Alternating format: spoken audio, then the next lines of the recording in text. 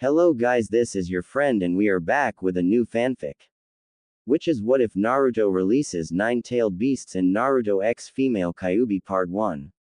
And if you enjoy this fanfic then please press the like button and subscribe to my channel for more fanfic like this. And now let's start the fanfic. The sun was standing high in a cloudless blue sky, casting down its rays onto the village hidden in the leaves. Life was going its usual, calm way. Well, as calm as living in a village dedicated to military operations can be. Still, except for the occasional infiltration attempt, kidnapping, stray exploding tag, jutsu gone haywire, invasion and general mayhem, courtesy of the Konohamaru Corps, everything was relatively quiet. This would soon change though. The reason for this change was currently headed towards Konoha, in the form of two travelers walking side by side along the main road coming out of Fire Country's capital. Nothing but their muffled footsteps and rustle of their clothes broke the quiet between them. "I am not letting you out of the seal, you damned fox," the blonde member of the two suddenly shattered the silence. "Kyuubi bothering you again, kid?" his companion, an aging man with a huge mass of spiky gray hair asked, concern lining his voice. "Yeah. Damn fox won't leave me alone. Can't you use some sort of seal to make the bloody furball shut up or something, Ero Sennin?" "I'm sorry Naruto, but I already told you that it would be a bad idea. The fourth seal is complex enough as it is. I can't even begin to predict the consequences of even altering it in the slightest," Jiraiya replied solemnly, causing Naruto to sigh deeply. Ever since the battle at the Valley of the End, the nine-tailed fox had managed to set up some sort of telepathic link into Naruto's mind, enabling it to speak directly to him. The demon had been nagging to be released almost constantly, almost driving Naruto to the brink of insanity at times. "So what did he propose this time?" Jiraiya asked. It had become somewhat of a standard procedure for Kyuubi to propose something different every time it started nagging again. "Promised me all-you-can-eat ramen and a few new jutsu," Naruto replied. "Looks like the level of creativity is dropping if the fox is being forced to combine previous offers." "True, but you have to give him credit though. He's been going at it for how long now? Ero Sennin, you're getting old. It's been about 5 years since we left on our trip. Something is seriously wrong with you if you're starting to forget things like that." "Hey, can you blame me? I'm an old geezer of over 50 already. Combine that with the whole Akatsuki mess and you should understand why I'm starting to forget certain things." The man did have a point though. The training trip, which had been planned to last for about 2.5 years, had doubled in length when they had received word from Tsunade that Sasuke had returned to the village on his own, though the exact reasons remained unknown to the pair. This however had the benefit that they could extend the trip and thus prepare Naruto better for the inevitable confrontation with Akatsuki. It had been horrible when Naruto had received news that Akatsuki had attacked the sand and taken Gaara. He'd gone on a rampage and it took every ounce of Jiraiya's strength to keep him from running all the way to Suna. Thankfully, a messenger bird came a few days later, stating that while Shukaku had been extracted, Gaara was fine, thanks to the selfless sacrifice of an old woman named Chiyo. As time progressed, news of other Jinchuriki falling to Akatsuki filtered through Jiraiya's network of spies and he stepped up Naruto's training schedule. The results were quite satisfying. Naruto was now able to use one-handed Rasengan and had even managed to advance to the next level with them, adding a wind element to the technique. Furthermore, he had managed to master practically all of Jiraiya's entire jutsu collection. Even so, a confrontation with Akatsuki would likely take everything both he and Jiraiya had. "Remember Naruto, when we enter Konoha you can't let anyone know that you can communicate directly with the Kyuubi," Jiraiya said sternly, looking his semi-grandson straight in the eyes. "Yeah, I know, because if they find out they'll hate me even more than they do now," Naruto replied. They'd been over that so many times that it irritated him to no end, especially because it felt quite good to yell out loud at something the fox said. "I see you still need some work on that. Thankfully we still have a few days before we reach the village, so try and learn to stay quiet before we do." Naruto nodded before starting to mutter curses under his breath, sounding more like an indignant bullfrog than anything else. Jiraiya had no doubt the curses were aimed straight at Kyuubi. Even if it was a maliciously evil demon fox, some of the bribes had actually sounded good to Jiraiya. The massive harem, for example, sounded very good to him, and he actually had to resist altering the seal for a moment, though reason soon won over his more perverted side. Of course, the ramen and jutsu would probably have more of an effect on Naruto. It wasn't like Jiraiya hadn't tried to get Naruto hooked up to a few girls here and there, but it seemed useless.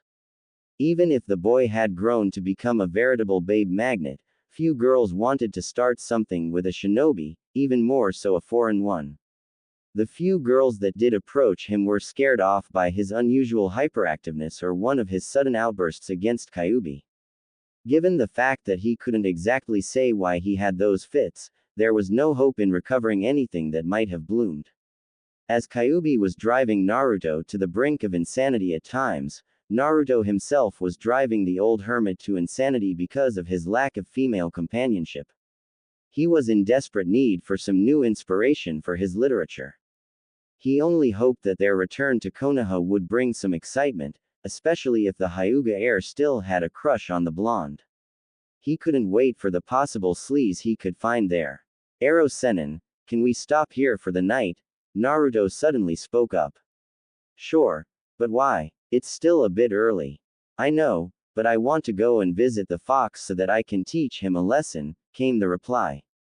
Jiraiya sighed and pointed out a small clearing at the side of the road, indicating their place to sleep for the night. I'll just leave you to it while I go and find us some dinner. The toad hermit smiled as Naruto set down his backpack and started setting up the tent. Jiraiya had been gone for a few minutes when the blonde shinobi finished his work on the campsite and sat down in lotus position and started meditating. It didn't take him long to move to the place he had dubbed the cage, and stood in front of the massive barred gates kept together by a thin slip of paper with the symbol for seal on it. It seemed ironic actually, that a single slip of paper was actually holding the most powerful demon of all at bay. One thin fragile-looking piece of paper. Oh, so you decided to pay me a visit again? A deep voice rumbled out of the darkness just before two glowing red eyes opened, staring straight at Naruto. Yeah, I decided to do that, so I could make you shut up. It's getting really annoying, Kyuubi, to hear you yammering on and on about wanting to be released from the seal. It's not going to happen, you hear me? Well, I certainly noticed that earthly riches can't exactly persuade you to tear that seal apart, the fox grumbled in reply, but then again, nothing stops me from driving you insane with some non-stop whining. That's the reason I'm here. What? You want me to start singing while whining? No, you idiot fox, I want you to stop doing it, altogether. Then make me. Kyuubi grinned, revealing a set of massive teeth that glimmered in the faint light. Grumbling, Naruto stepped right up to the steel bars and glared into Kyuubi's massive eyes, completely unafraid. He knew that nothing would happen to him as long as that slip of paper stayed in place. It wasn't until he felt something hit him in the back of his head that he finally noticed that there was something wrong. He blacked out for a moment but awoke just as his head collided with the cold steel of the cage. A tearing sound snapped him back to attention and he placed his hands beneath him just in time to prevent himself from falling face first into the water covering the floor in his mind. A fluttering piece of white paper drew his attention and he snatched it out of the air. Quickly scanning it, he recognized it almost instantly. He looked up and saw what happened. Only one thought ran through his head at that exact moment. Crap. Right after that, he was blinded by a flash of light, right before everything turned dark. After what seemed like an hour of floating in the darkness, Naruto felt himself gaining consciousness again. He groggily opened his eyes and tried to sit upright only to feel an agonizing jolt of pain shoot through his stomach. The earlier events rushed back to him at that moment, causing terror to grip his heart as he waited for his eyes to adjust to the difference in brightness. As soon as it didn't hurt to open them anymore, he took a careful look at his environment and was shocked to find that nothing had changed. Okay, I don't think I dreamed that, but if it's reality, then where is the giant demon fox standing by to eat me? Why isn't everything surrounding me destroyed? I think I can answer that, a voice called out from behind him. Naruto froze. Reason dictated that except for himself, the only one that could possibly be there was either Ero Sennin or the Kyuubi. The problem was, neither of those had a voice even remotely like this one. First of all, it seemed almost angelic. Ringing through the campsite as clear as a bell. Second, it was the wrong gender. He whipped around to look at the owner of the voice and froze. Standing only a meter or two behind him was a beautiful girl, but his mind shut down for a moment as his eyes took in every curve and burned them into his memories, at least until he noticed that the girl in question had a few extra appendages that were missing on normal humans. For instance, no human had fox ears on top of their heads and no one had 9 fox tails swinging gently behind them. He looked up at her face, instantly recognizing the slitted blood-red eyes glimmering above a grin, accented by sharp fangs. Kyuubi, Naruto breathed. Oh, right in one, the girl said, playfully twisting a few strands of her waist-long red hair around her fingers. But, what? You weren't expecting me to look like this, she interrupted the stammering shinobi. You're female. What does it look like to you? You got a good eyeful a moment ago, so you tell me. Naruto blushed crimson at this. It was true though, but it was also virtually impossible to keep his eyes off her. She was without a doubt absolutely gorgeous. But I always thought. Let me guess, she interrupted him again, you thought I was male. Why is it that all males think that someone with great power is also male? So narrow-minded. She huffed at this and looked at Naruto again. So how long are you going to let me stand here and parade in front of you? It's freezing, you know, and I don't exactly have a lot of fur to keep me warm in this form. With another deep blush, the blonde quickly grabbed some of his clothes and threw them towards Kyuubi before turning around to give her some privacy. Things were absolutely not as he expected them to be. All right, I'm decent, she announced, and Naruto turned back towards her, eager to ask her some questions. Okay, before you go and do anything, I've got a few questions, he announced, only to have Kyuubi look sheepishly at him. Oh God, she already did something, he thought before voicing his concern. Okay, what did you do? Ask your questions first, I'll tell you what I did after that. He grumbled again but decided to go along with her plan, for the moment. Okay then, first of all, how did you get out? Isn't that obvious? I lured you near the cage and then used one of my tails to smack you into the seal, tearing it loose in the process. Oh, right, that is what happened.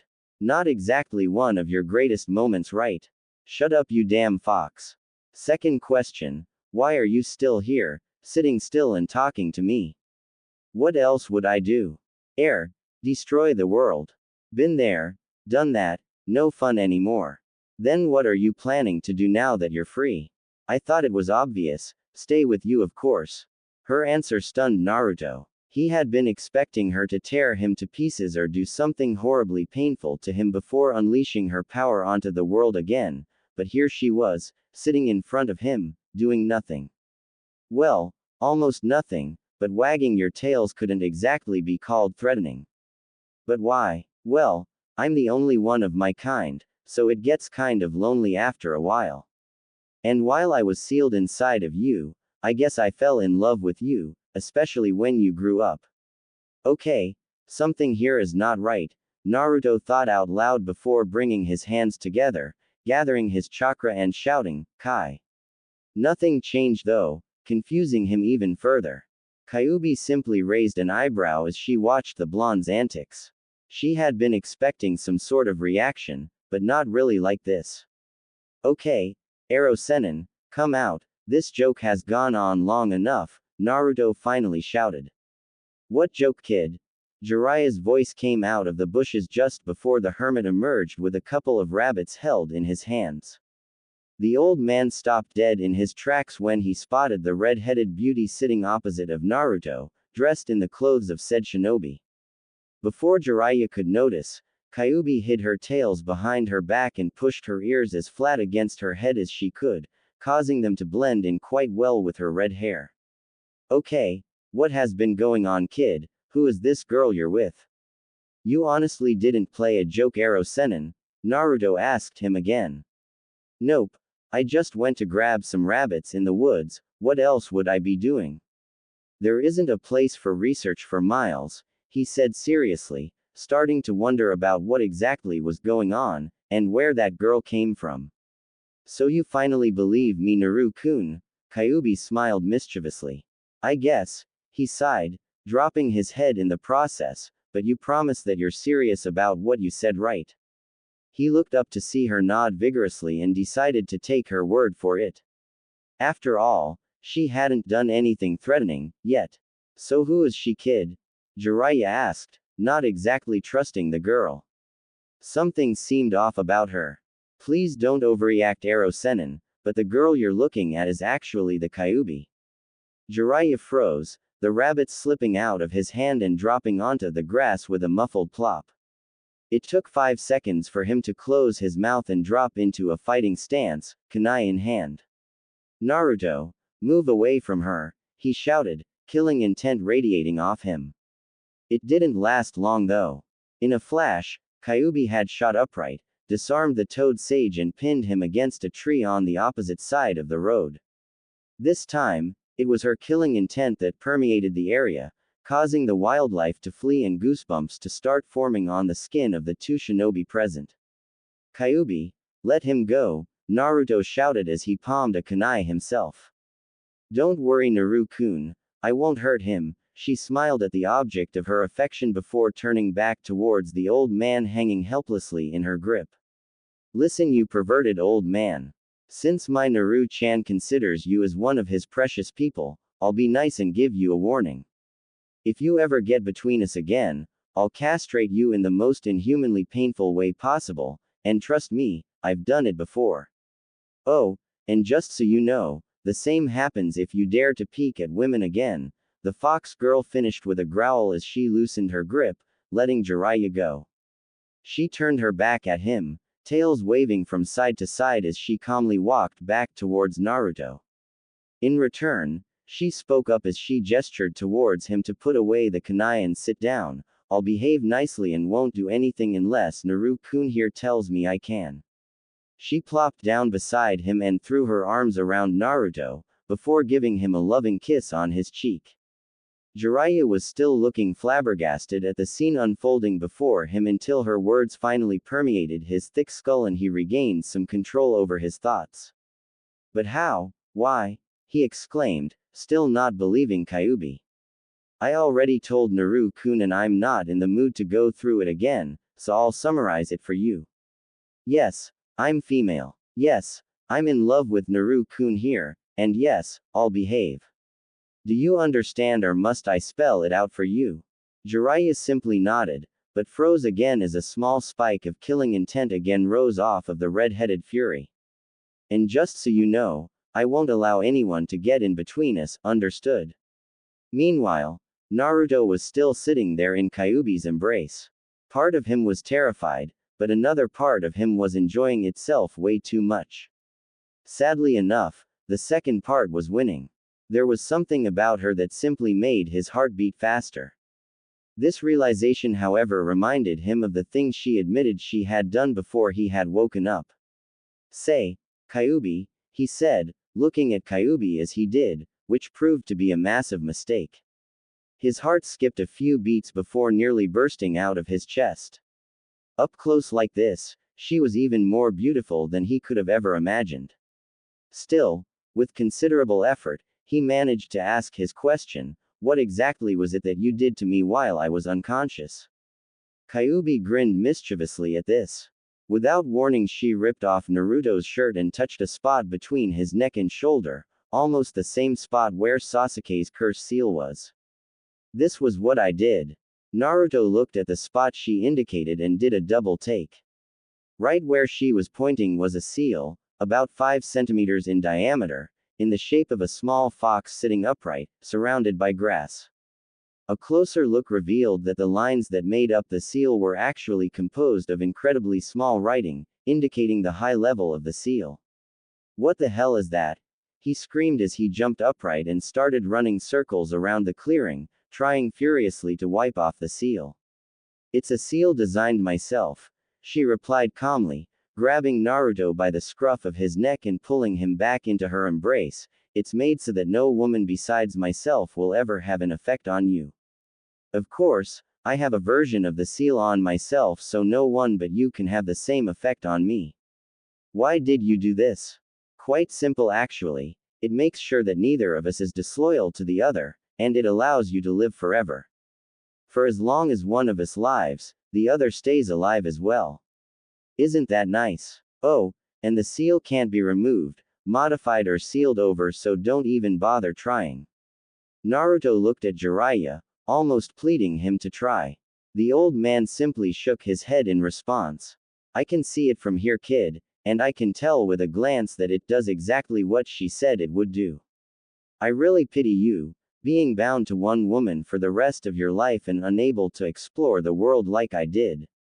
As if I would want to follow in your footsteps, Ero Sennin. I'd be happy to stay with her for the rest of my life, Naruto shouted angrily, realizing too late exactly what he had said. This of course made Kyuubi so happy that she glomped Naruto mere milliseconds after the words had left his mouth, knocking him onto the ground. Her close presence, however, combined with the fact that he could clearly feel that she wasn't wearing underwear, you can't exactly expect a pretty girl like herself to wear a male's underwear, right, caused the seal to go in overdrive. Naruto felt dizzy as hormones raged through his system and he had to resist with all his might to stop himself from kissing the girl currently lying on top of him. She, however, had some different ideas. Thankfully, Jiraiya tried to intervene before she could do anything, though an angry snarl coming Kyuubi stopped him dead in his tracks. This momentary pause gave Naruto the time he needed though, and he gently put his arms between them. Perhaps it's best we take this slowly, right, Q-chan? He smiled at her. His mind, however, was having the exact same thoughts as Jiraiya's at that time. Where the hell did that Q-chan come from? Kyuubi sighed as she sat upright again. I guess you're right, Naru-kun. Even though we've known each other for your entire life, I'll admit we didn't really got off on the right foot. Not to mention the fact that you didn't expect me to be a female until a little while ago. As Jiraiya watched Kyuubi calm down, he slowly started to move again before suggesting they go to sleep. The new couple agreed. They both had to admit that it had been a rough evening, even for Kyuubi. Escaping from a high-level seal really did a number on you, especially if you've been sitting still for the past 18 years. They cooked the rabbits caught by Jiraiya in silence, Naruto sharing half of his with Kyuubi, who readily devoured the meat. Oh, I forgot to tell you, Naru-kun, she spoke up as soon as they all finished eating, the seal won't allow us to be apart for long periods of time, and it also limits the distance we can move from each other. What do you mean, Q-chan? I mean that if you ever get separated from me for longer than a day or two, or if you go more than a mile away from me, we'll both begin to feel some side effects. So it's best that you stay with me all the time. Naruto sighed, but nodded. It wasn't that he really minded that part of the seal, it was just that it was that extra bit of information that he was being forced to account for in any plans he would make in the future. It was all just so much to take in. He was shaken from his thoughts though when he felt Kyuubi tugging on his arm. It took him a while to realize that she was slowly pulling him towards the tent, indicating that they should go to sleep. Hey, what about me? Jiraiya whined as he noticed Kyuubi's intentions. You can sleep outside. She grinned at him. You're a hermit, right? You should be used to this kind of thing. But he didn't get any further though. A quick glare coming from Kyuubi's direction was more than enough to silence any and all protests. Muttering to himself, that he sat down and tried to make himself as comfortable as possible against the trunk of a tree. Though he did keep his notebook close at hand, just in case something interesting would be happening during the night. At least now I understand about the whining from before. She's a female, so it's natural, he muttered as he leaned back, ignoring the irregular bark pressing into his back. A kunai flying out of the tent made him move though. I heard that, you old pervert. An angry voice growled from the tent as the kunai embedded itself into the tree, leaving just the ring of the handle sticking out. Jiraiya gulped visibly and made himself swear that he would never, ever, piss off the fox lady again. Why me? He sighed as he slumped back down, the kunai handle now adding to his discomfort. Naruto on the other hand couldn't be in a more comfortable position. He was laying on his back as Kyuubi positioned herself at his side, using his right arm as a pillow while encircling his waist with her own right arm before abruptly falling asleep. They had both agreed that they would move slowly with their somewhat unusual relationship. Though he had to admit, it felt quite good to have a girl sleeping peacefully next to him. He could only hope that she truly meant what she was saying. If not, he realized, God help them all. As the first rays of the sun shone through the leaves of the trees, several people in the clearing stirred. Jiraiya woke first, though his eyelids were struggling to stay open for more than a few seconds and his back was hurting as hell. Inside the tent, however, Naruto woke up to see a certain red-haired beauty resting on his chest. He smiled and gently stroked her hair. He didn't even know why he did it, but he was almost sure it had a bit to do with the seal, though he didn't mind in the least. His gentle ministrations elicited a soft purring from Kyuubi as she gradually woke up under Naruto's touch. She sat upright and stretched, yawning widely and showing off some razor-sharp fangs in the process. The blonde, however, didn't feel threatened in the least. She had earned some of his trust after all. She had more than enough chances to kill both him and Jiraiya during the time she had been released from the seal, yet the only thing she had done was warn the pervert and sleep with Naruto. This, however, soon brought forth another precarious situation. While he was used to sleeping in nothing more than some baggy pants, he wasn't used to having an incredibly wide girl sleeping on his bare chest wearing nothing more than his own shirt.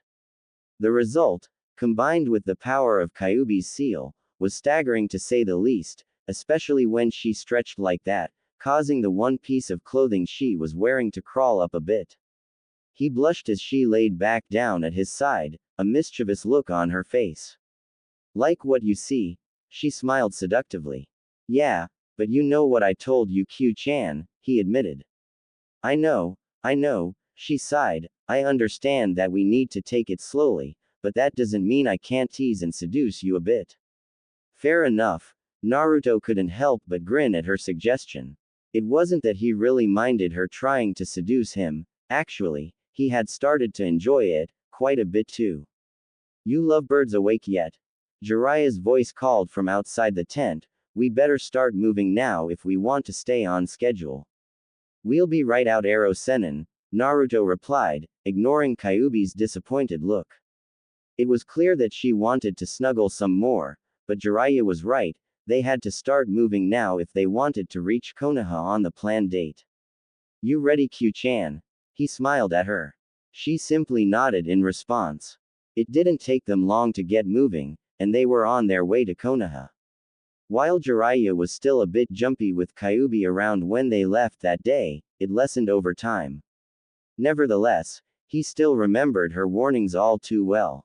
He wouldn't make the mistake to piss her off, because unlike Tsunade, a hit from this fury would actually kill him. But since she seemed to leave him alone as long as he didn't bother her or Naruto too much, he didn't really care. He was too busy thanking the gods.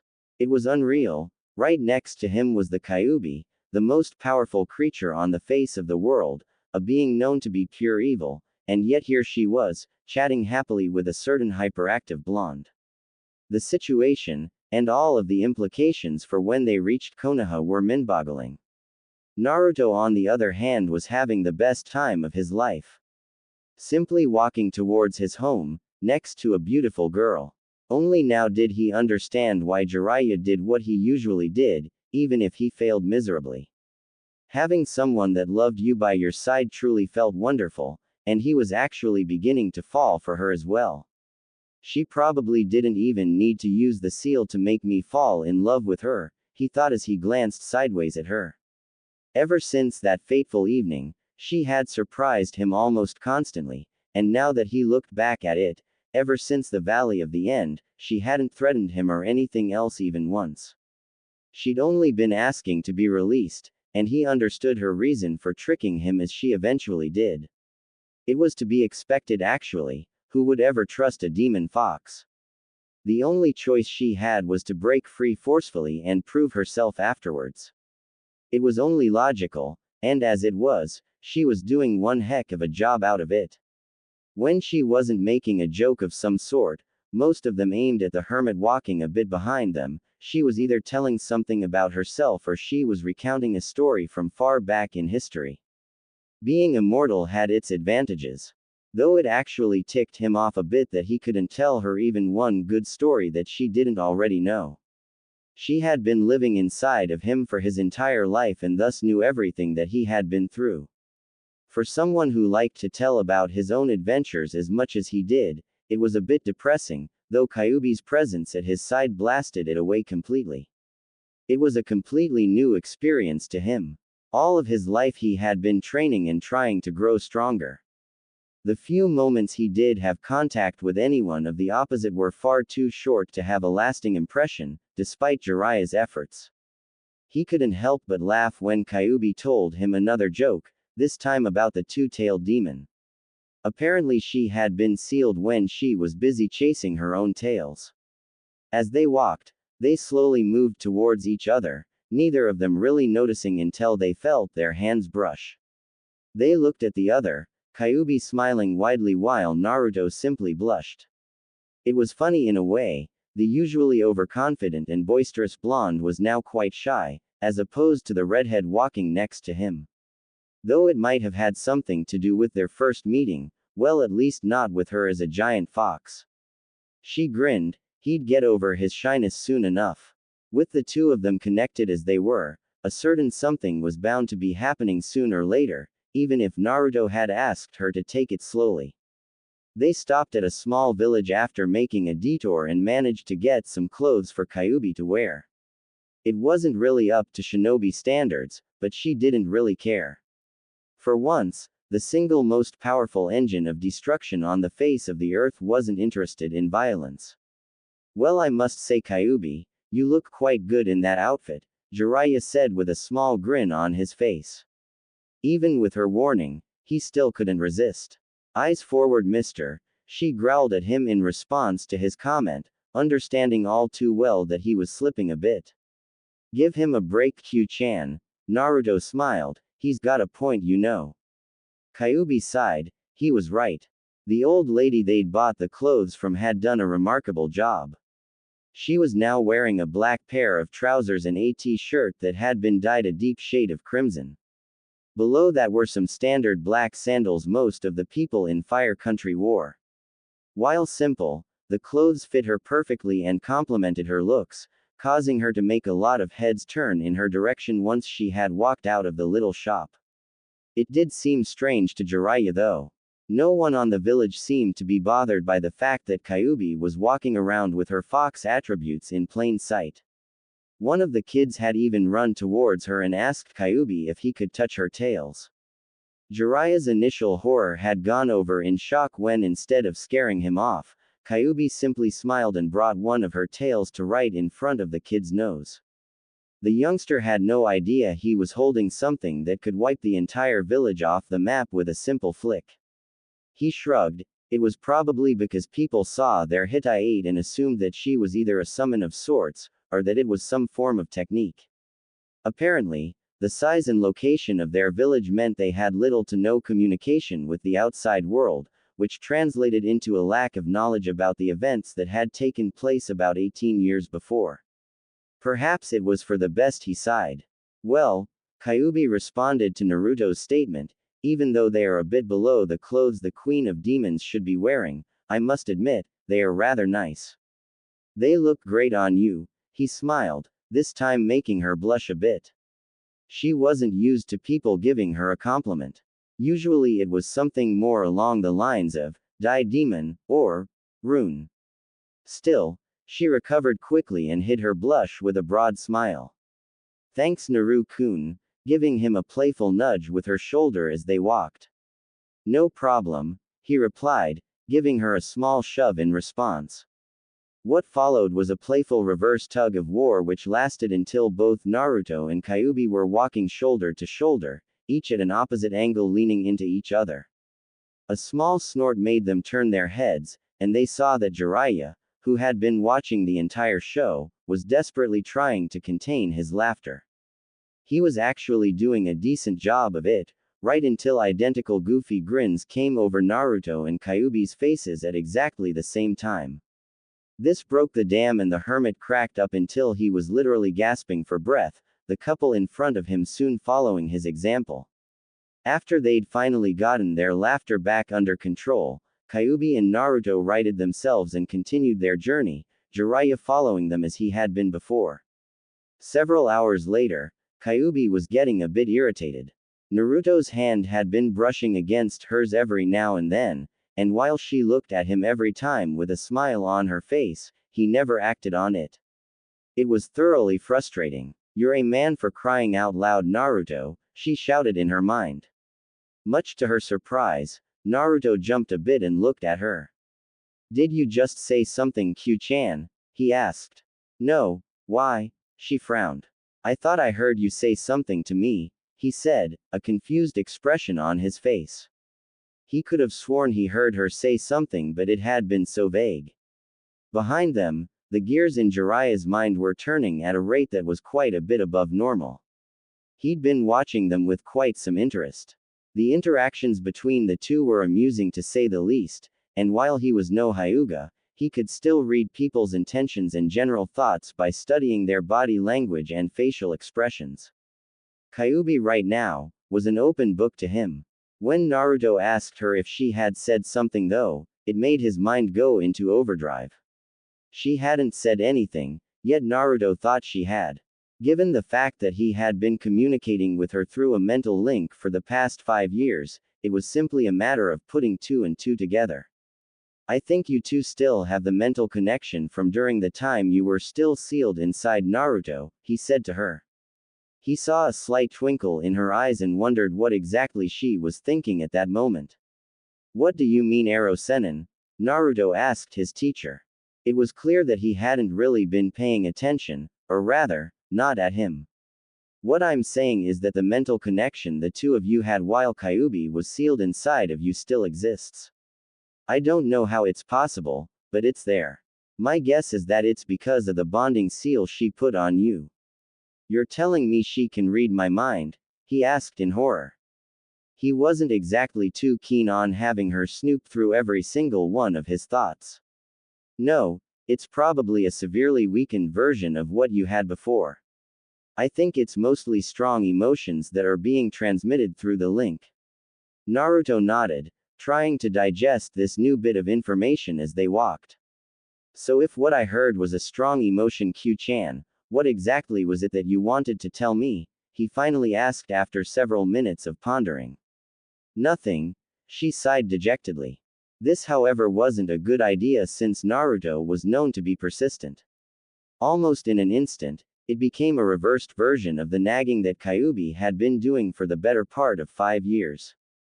"Come on, Q-chan, tell me, please," he asked, looking at her as if he was begging her. "I said it was nothing," she fumed, increasing her pace, Naruto hurrying after her. This continued up to the point where they were racing through the treetops. Kyuubi was getting frustrated. She didn't want to tell Naruto anything, but she couldn't outrun him. She had to keep her chakra suppressed to this level because otherwise she might inadvertently cause a natural disaster or something. This of course meant that she was restricted in power, comparable to a shinobi at about cage level, perhaps a bit higher. "Q-chan," Naruto whined. He was still chasing right behind her.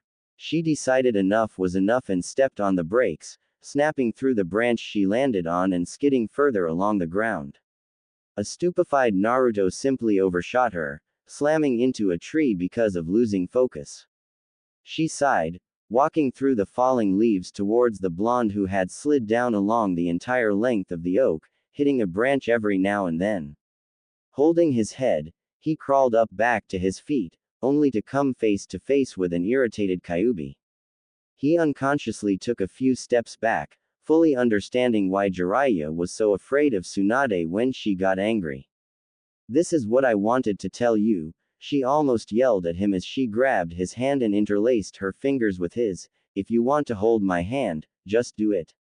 You're a man, for crying out loud, show that you've got some guts." Naruto blushed, but nodded. "Good, so now that's solved, we better get back on the road," she smiled, eagerly dragging him along. "Wait a second," he interrupted her, tugging on her hand to make her stop. "Where's Jiraiya?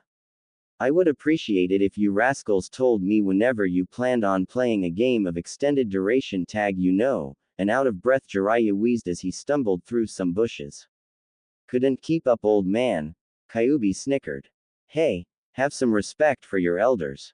Just so you know, I think I'm the oldest of the two of us," she grinned as she watched Jiraiya stomp back towards the main road, muttering under his breath, "I can still hear you, Jiraiya." Over the next few days, things continued as they had.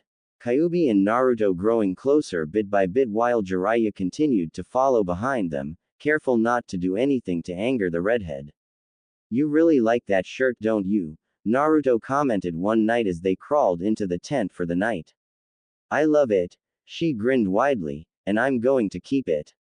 Naruto couldn't help but smile. It was typically her in a way.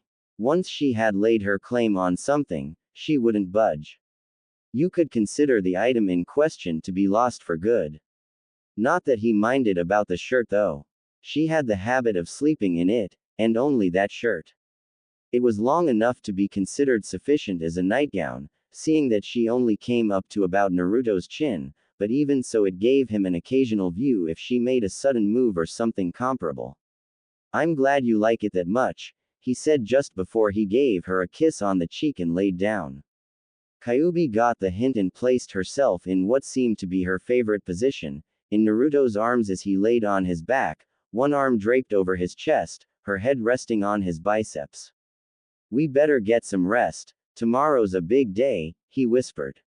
"I almost can't wait," she smiled back at him. Tomorrow was going to be a big day. It was the day they would finally reach Konoha. Naruto's mind was abuzz with all sorts of things.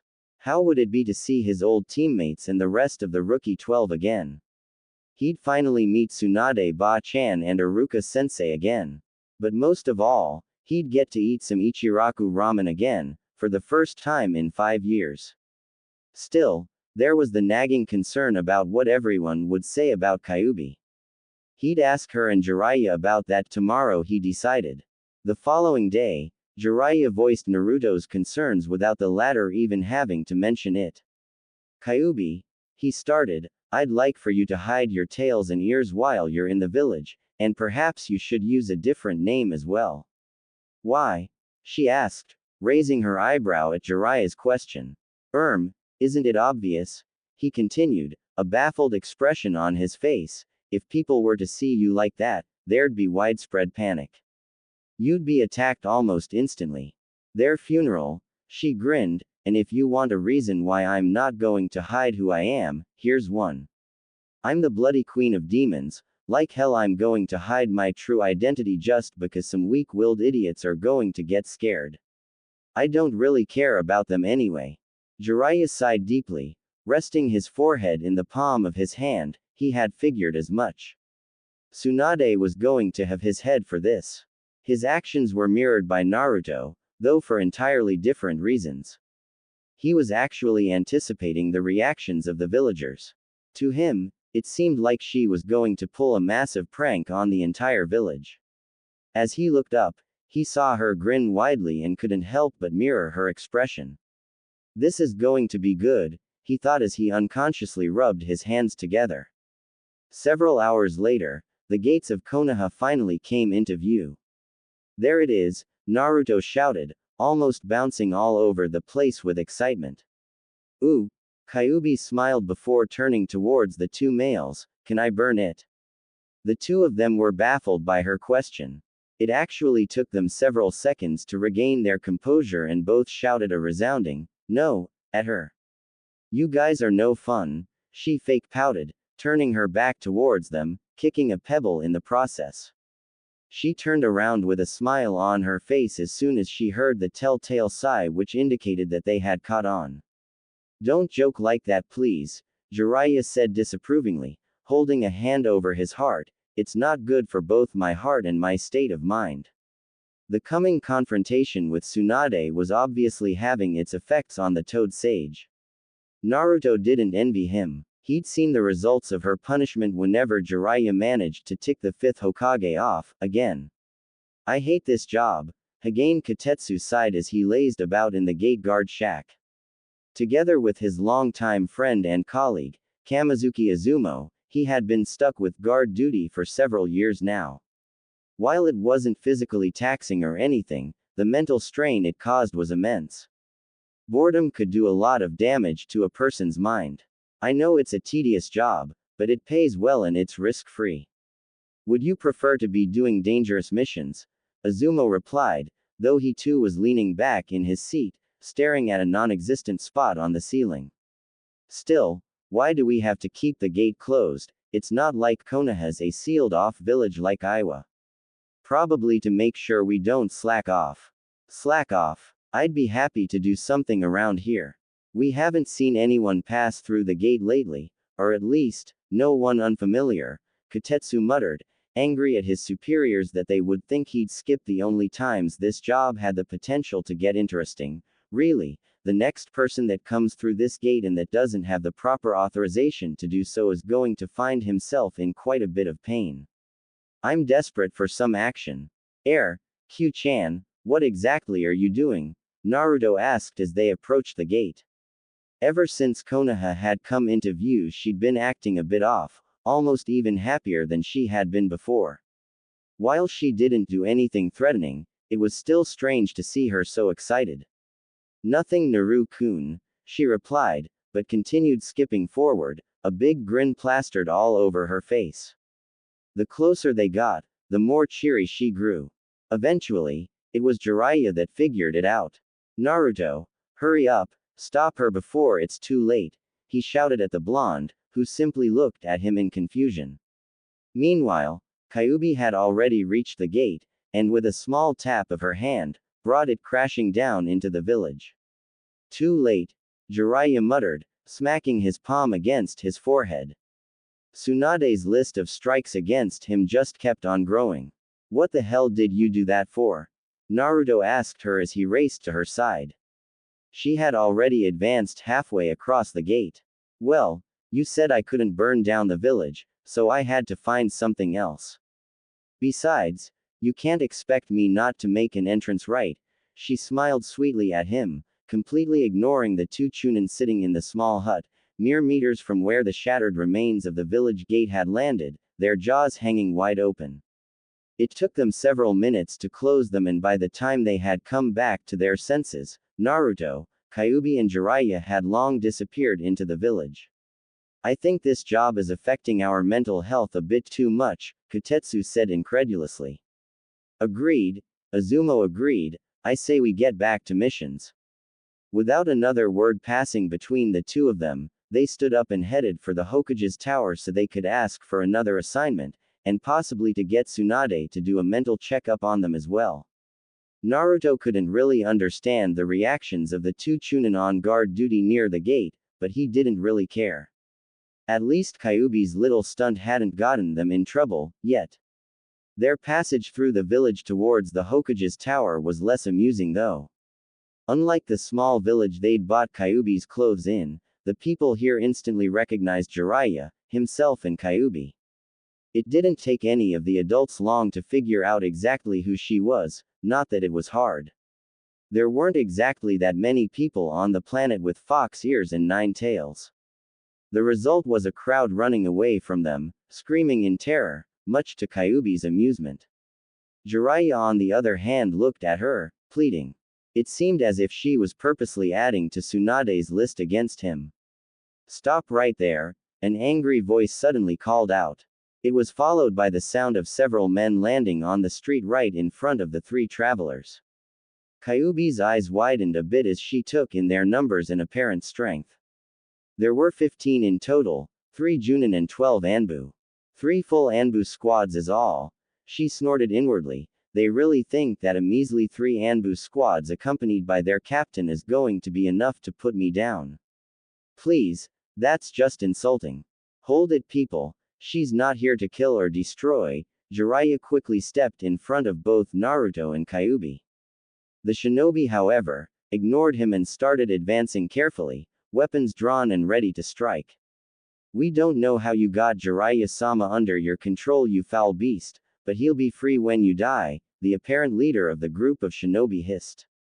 And what about Naruto? Kyuubi growled as she pushed Jiraiya out of her way. The demon brat. We know you had him under control for his entire miserable existence, but don't worry, we'll send him to the afterlife right after we dispose of you. And you really think you can kill me? She sneered as she slowly cracked her knuckles, her tails unconsciously starting to whisk faster through the air as she got more excited about the upcoming battle. She had been so focused on the opponents in front of her, that she was taken completely by surprise when suddenly a yellow and orange blur shot past her and barreled into the group of shinobi. The resulting fight was surprisingly one-sided. It took Naruto less than a minute to knock out every single shinobi that had found the guts to stand against them. Ah, you're no fun, Naru-kun, she pouted, a bit miffed because she had been denied the chance to enjoy a fight. No, I was just preventing any unnecessary loss of life, he replied. Listen, Q-chan. I know they haven't treated me right during my life, but I don't really care about that. I want to become Hokage one day, and it just won't do if the one I'm bound to starts killing those that will protect. Kyuubi growled lowly in disappointment. She was still quite angry about the way some of the villagers had treated him, but she really couldn't pay them back with interest if Naruto asked her not to, especially when he looked at her the way he was doing. He was absolutely serious about it, to the point where he would actually go against her if she ever threatened any of them again. Fine, she finally admitted. It was no use trying to go against Naruto if he was having that look. Well then, Jiraiya said, secretly wiping some sweat off his brow, if that's all worked out, I suggest we go and see Tsunade before we've got more of these brawls on our hands. Said person was at that time having a very bad day. First of all, Shizune had discovered yet another one of her secret sake stashes.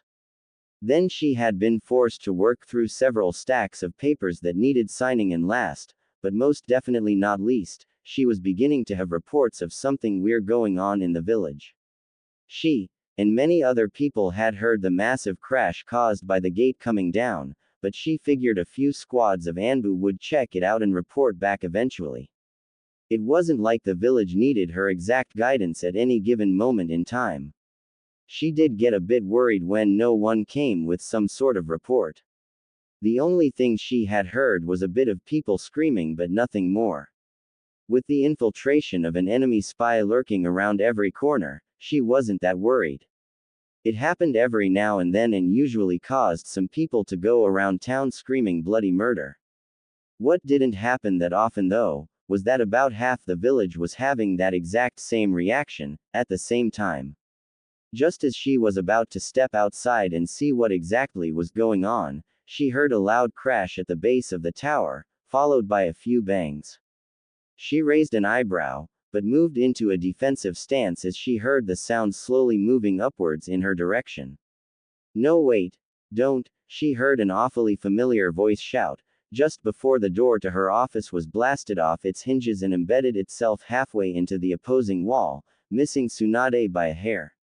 Honestly, Q-chan, did you really have to break down every single door on the way? The voice grumbled again.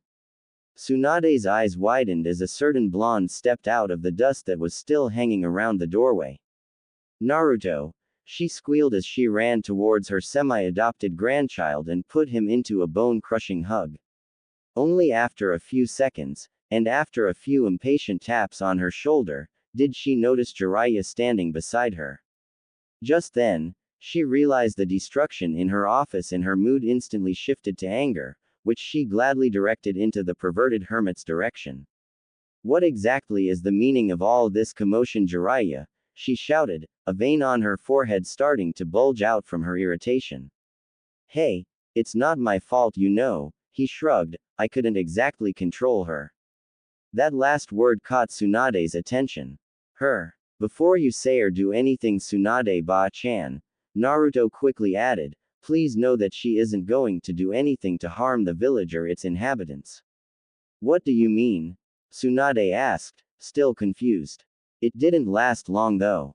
As the dust cleared, she could clearly see a red-headed young woman standing in the doorway. But what really made her eyes widen again was her physical appearance. Kyuubi, she breathed, suddenly feeling petrified by the mere sight of the demon standing in front of her. Hi, Kyuubi waved, smiling widely. She actually had a bit of respect for Tsunade. Besides the fact that she was one of the few people that actually treated Naruto right, she was also a woman with a tremendous amount of power, much like herself. In a world where most of the powerful shinobi were men, women of that level were extraordinarily rare. But how?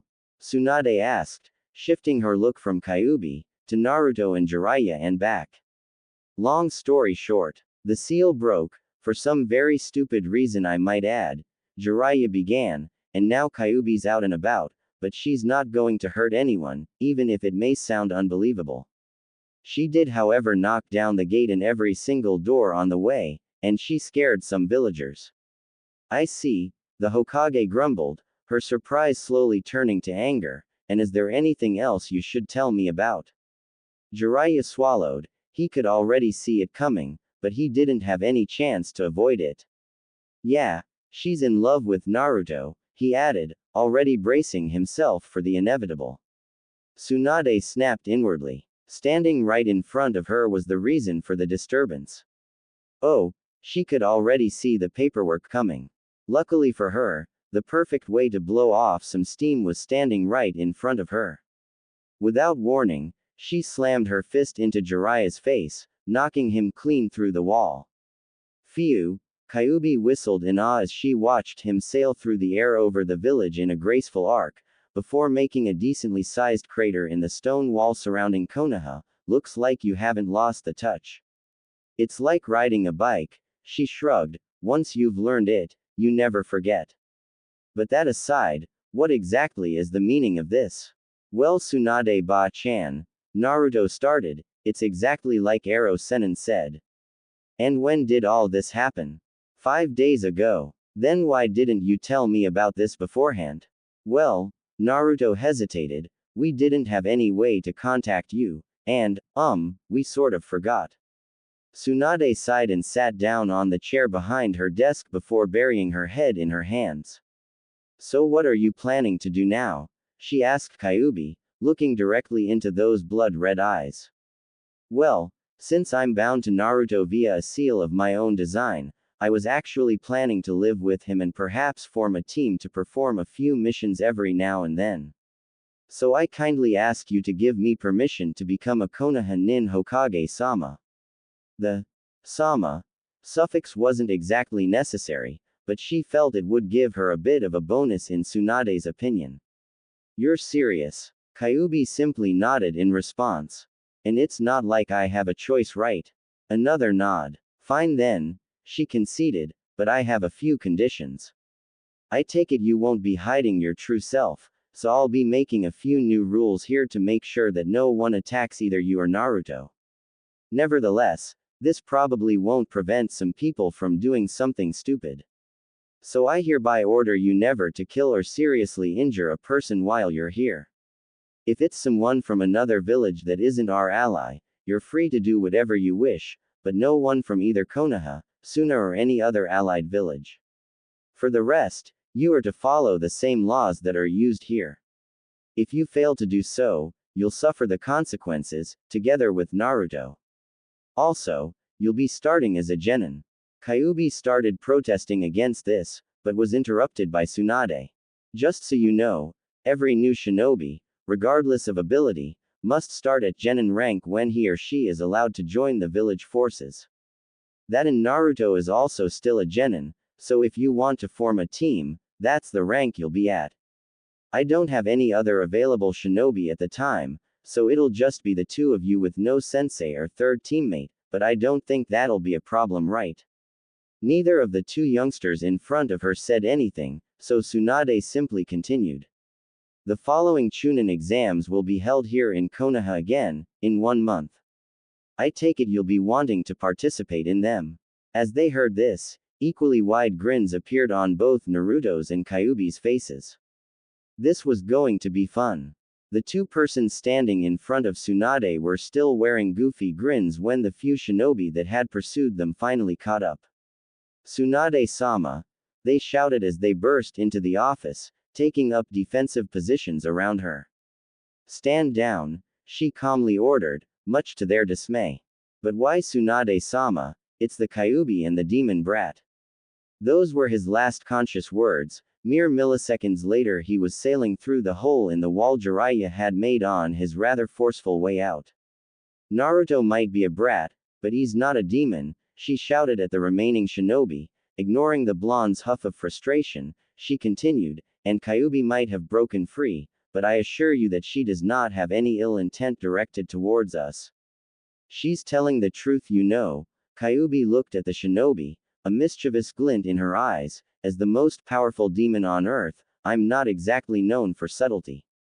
Not that I have any need for it. If I wanted Konoha wiped off the map, I would have done so when it came into sight, long before any of you would ever even have a chance to try and stop me. So quit shaking in your sandals and move along. But Tsunade-sama, one of the nin still complained. He was quickly silenced though. Shut up, I don't want to hear any more complaints. The fact is, I like this even less than you do, but it's not like we have a choice. I'd rather have her on our side, than against us, wouldn't you agree? Besides, she's a Konoha nin now, and thus is bound by the same laws as all of us. This, however, also means that she's protected by them, so anyone attempting to attack her will be tried as if they had attacked myself, is that clear? The nin simply nodded, having seen what happened to the last person to irritate the Hokage. Shizune, Tsunade shouted suddenly, making half the shinobi present in the room jump as her voice echoed through the Hokage's tower. Almost instantly, the medic nin appeared in the office. Apparently she had been watching the events unfold and had kept herself hidden if a surprise attack might have been in order. Yes, Tsunade-sama, what is your request? She politely asked. Send a message to the council and every Junin we have. Tell them to gather everyone in front of the tower. I believe a village gathering is in order. Shizune bowed slightly before poofing away with a shunshin. As it was, it didn't take long for everyone to gather in front of the Hokage's tower. In fact, almost half of the village had already been there the moment Tsunade sent out the order. The rumor mill had been working on full blast and now the most insane stories were spreading their way through the village's population. They ranged from Naruto turning into Kyuubi, to Jiraiya having grown tails and going nuts. Though some of them were accurate about one aspect or the other, the general background idea was completely wrong. As a fact, you could say that the only thing the villagers knew was that it had something to do with Naruto, Kyuubi and Jiraiya, which wasn't all that much. Murmurs went through the crowd as Tsunade appeared at the top of the Hokage's tower. She sighed inwardly. It wasn't every day that you ran the risk of sparking an all-out civil war with a mere announcement. Then again, it wasn't every day that you told everyone in your village that the demon responsible for so much death and destruction was running loose and was apparently not as evil as first believed. The crowd quieted down as she raised her arms, indicating that she was about to speak.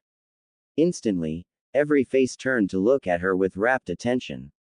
People of Konoha, she began, by now, you probably know that Uzumaki Naruto and Jiraiya of the Sannin have returned to the village. While there were a lot of people that got a scowling look on their faces when they heard Naruto's name, Tsunade was also pleased to see that there were quite a bit of happy expressions mixed in amongst the crowd.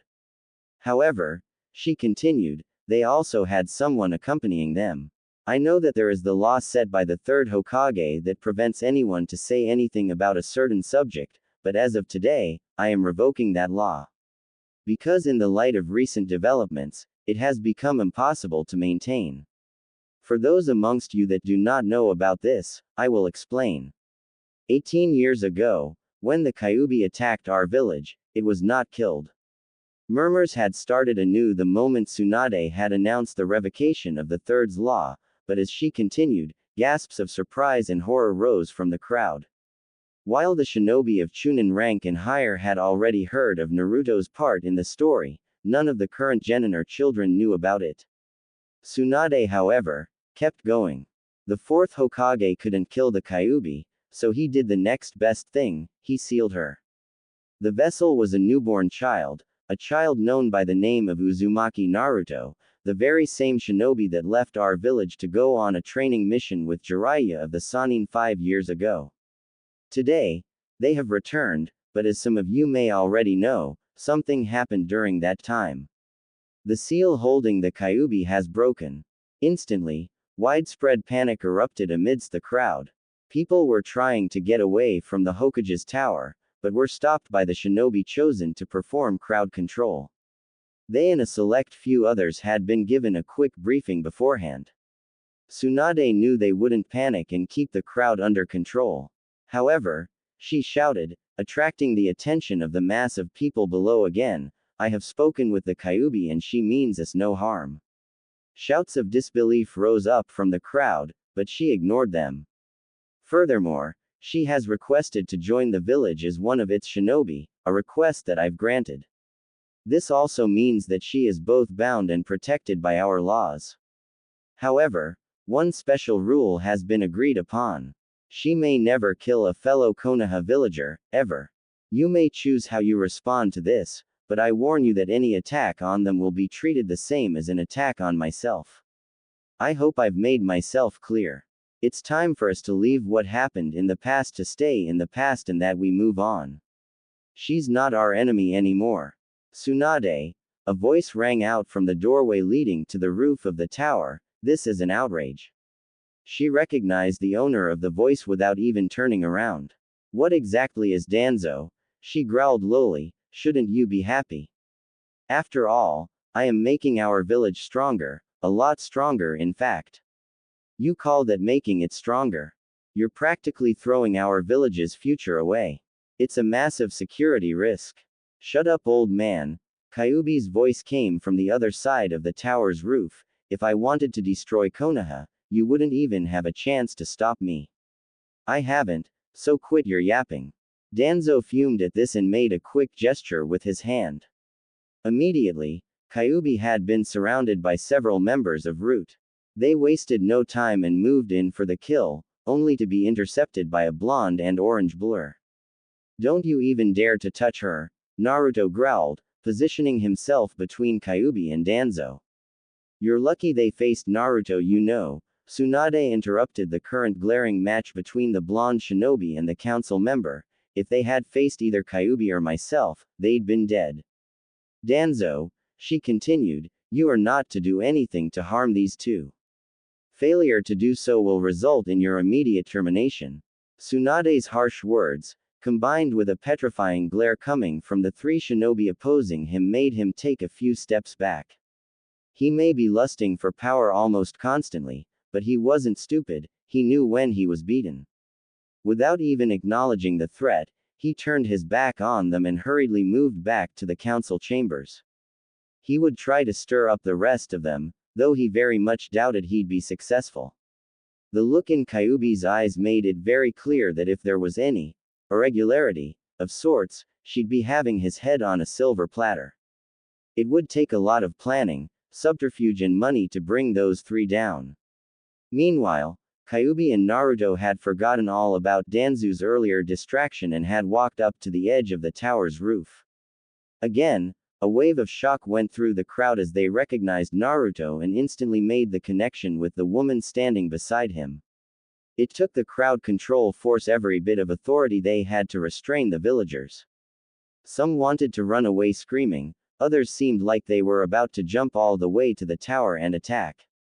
Shut up, you bunch of cowards, Kyuubi suddenly shouted, her voice silencing everyone present. As Tsunade here said before, I'm not about to attack you. Sheesh. Why can't you all just move on and forget about the past? If I had wanted this village destroyed, I would have done so long ago. So consider yourselves lucky that I now have something more important in my life than destruction. This particular comment raised some eyebrows with a few members of the crowd.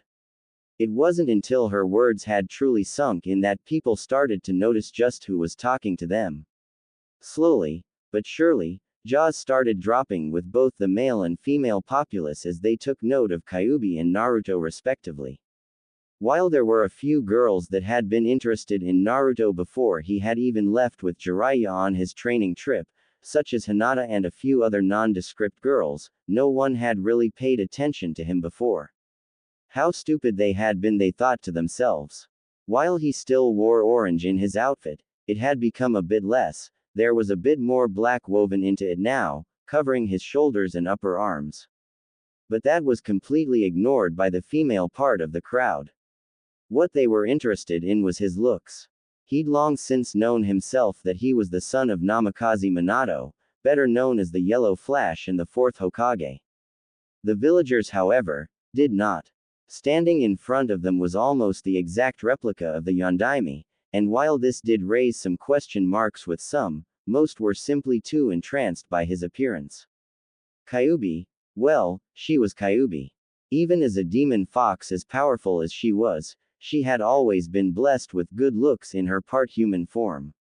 To put it simply, if she hadn't been known as the fox she was, she'd have every single male wrapped around her finger already. Even so, there were quite a few that had difficulty swallowing. Hey Q-chan, what's the big deal with all those looks we're getting? Naruto asked. He wasn't exactly the brightest when it came to relationships, and this only proved it even more. Just so you know, Naru-kun, you're quite good looking, and to be frank, so am I, she grinned. I think they just feel attracted to us, well, the males at me and the girls at you, of course. A bit stupid if you ask me, they don't have a chance of getting in between us anyway. Naruto looked at the crowd, sighing a bit. Yes, but it's a proper bit of revenge nevertheless, she smiled. All of those girls and women down there that were looking at Naruto right now were nothing more than fools entranced by a person's looks. There was one exception really, the Hyuga heir, Hinata. Kyuubi sighed. She actually liked the girl, but couldn't help but get irritated about her shyness. Even so, she would have to meet with her later on, in private, that she could make her relationship with Naruto clear. She didn't like to break the girl's heart, but better to have it done in private. Besides, she was just too kind to deserve the treatment Kyuubi had planned for every single other fangirl out there. She couldn't help but chuckle vindictively at her plans. Ignoring her laugh, Naruto took Kyuubi's hand and gently started pulling her along towards the exit. We're going home, he answered both Tsunade's and Kyuubi's unasked question. He took off, leaving damage control to an already overstressed Tsunade. Thankfully for her, Jiraiya had recovered and decided to appear in her sights at that exact time. His unfortunate fate, however, shocked the crowd back into reality. They quickly realized who was in charge and decided to use other ways to complain. The result was a mountain of paperwork, all of it with final destination, Tsunade's desk. Though they were given varying looks during their trip to the village, ranging from shock and anger, to admiration and lust, which gave Naruto the creeps, particularly the one from the old lady in the cheese shop, no one attempted to attack them. He didn't know if it was because of Tsunade's warning or simply Kyuubi's presence, but he couldn't care less. He was in quite a good mood, he was home again and couldn't wait to meet all his friends from the Rookie 12, his now former teammates in particular. That, however, would have to wait. His good mood had shifted in a split second when he laid eyes on his apartment. While there were no signs of anyone doing some damaging, it had obviously suffered through the 5 years he'd been gone. It was amazing what a lack of maintenance could do to a house. Dirt was everywhere, the wallpaper had faded and come loose in some places. There were cracks visible in the ceiling. His fridge looked more like a small fungus zoo right now together with the rest of his kitchen, and he didn't even dare look at his bed. Turning around, He motioned Kyuubi away from his apartment. They had no choice but to find another place to stay. If we can't stay here, why don't we stay at your parents' old place? Kyuubi suddenly suggested, making Naruto stop dead in his tracks before he turned around and stared at her, baffled. It was so simple. He was Namikaze Minato's son, so of course he still had that to go to.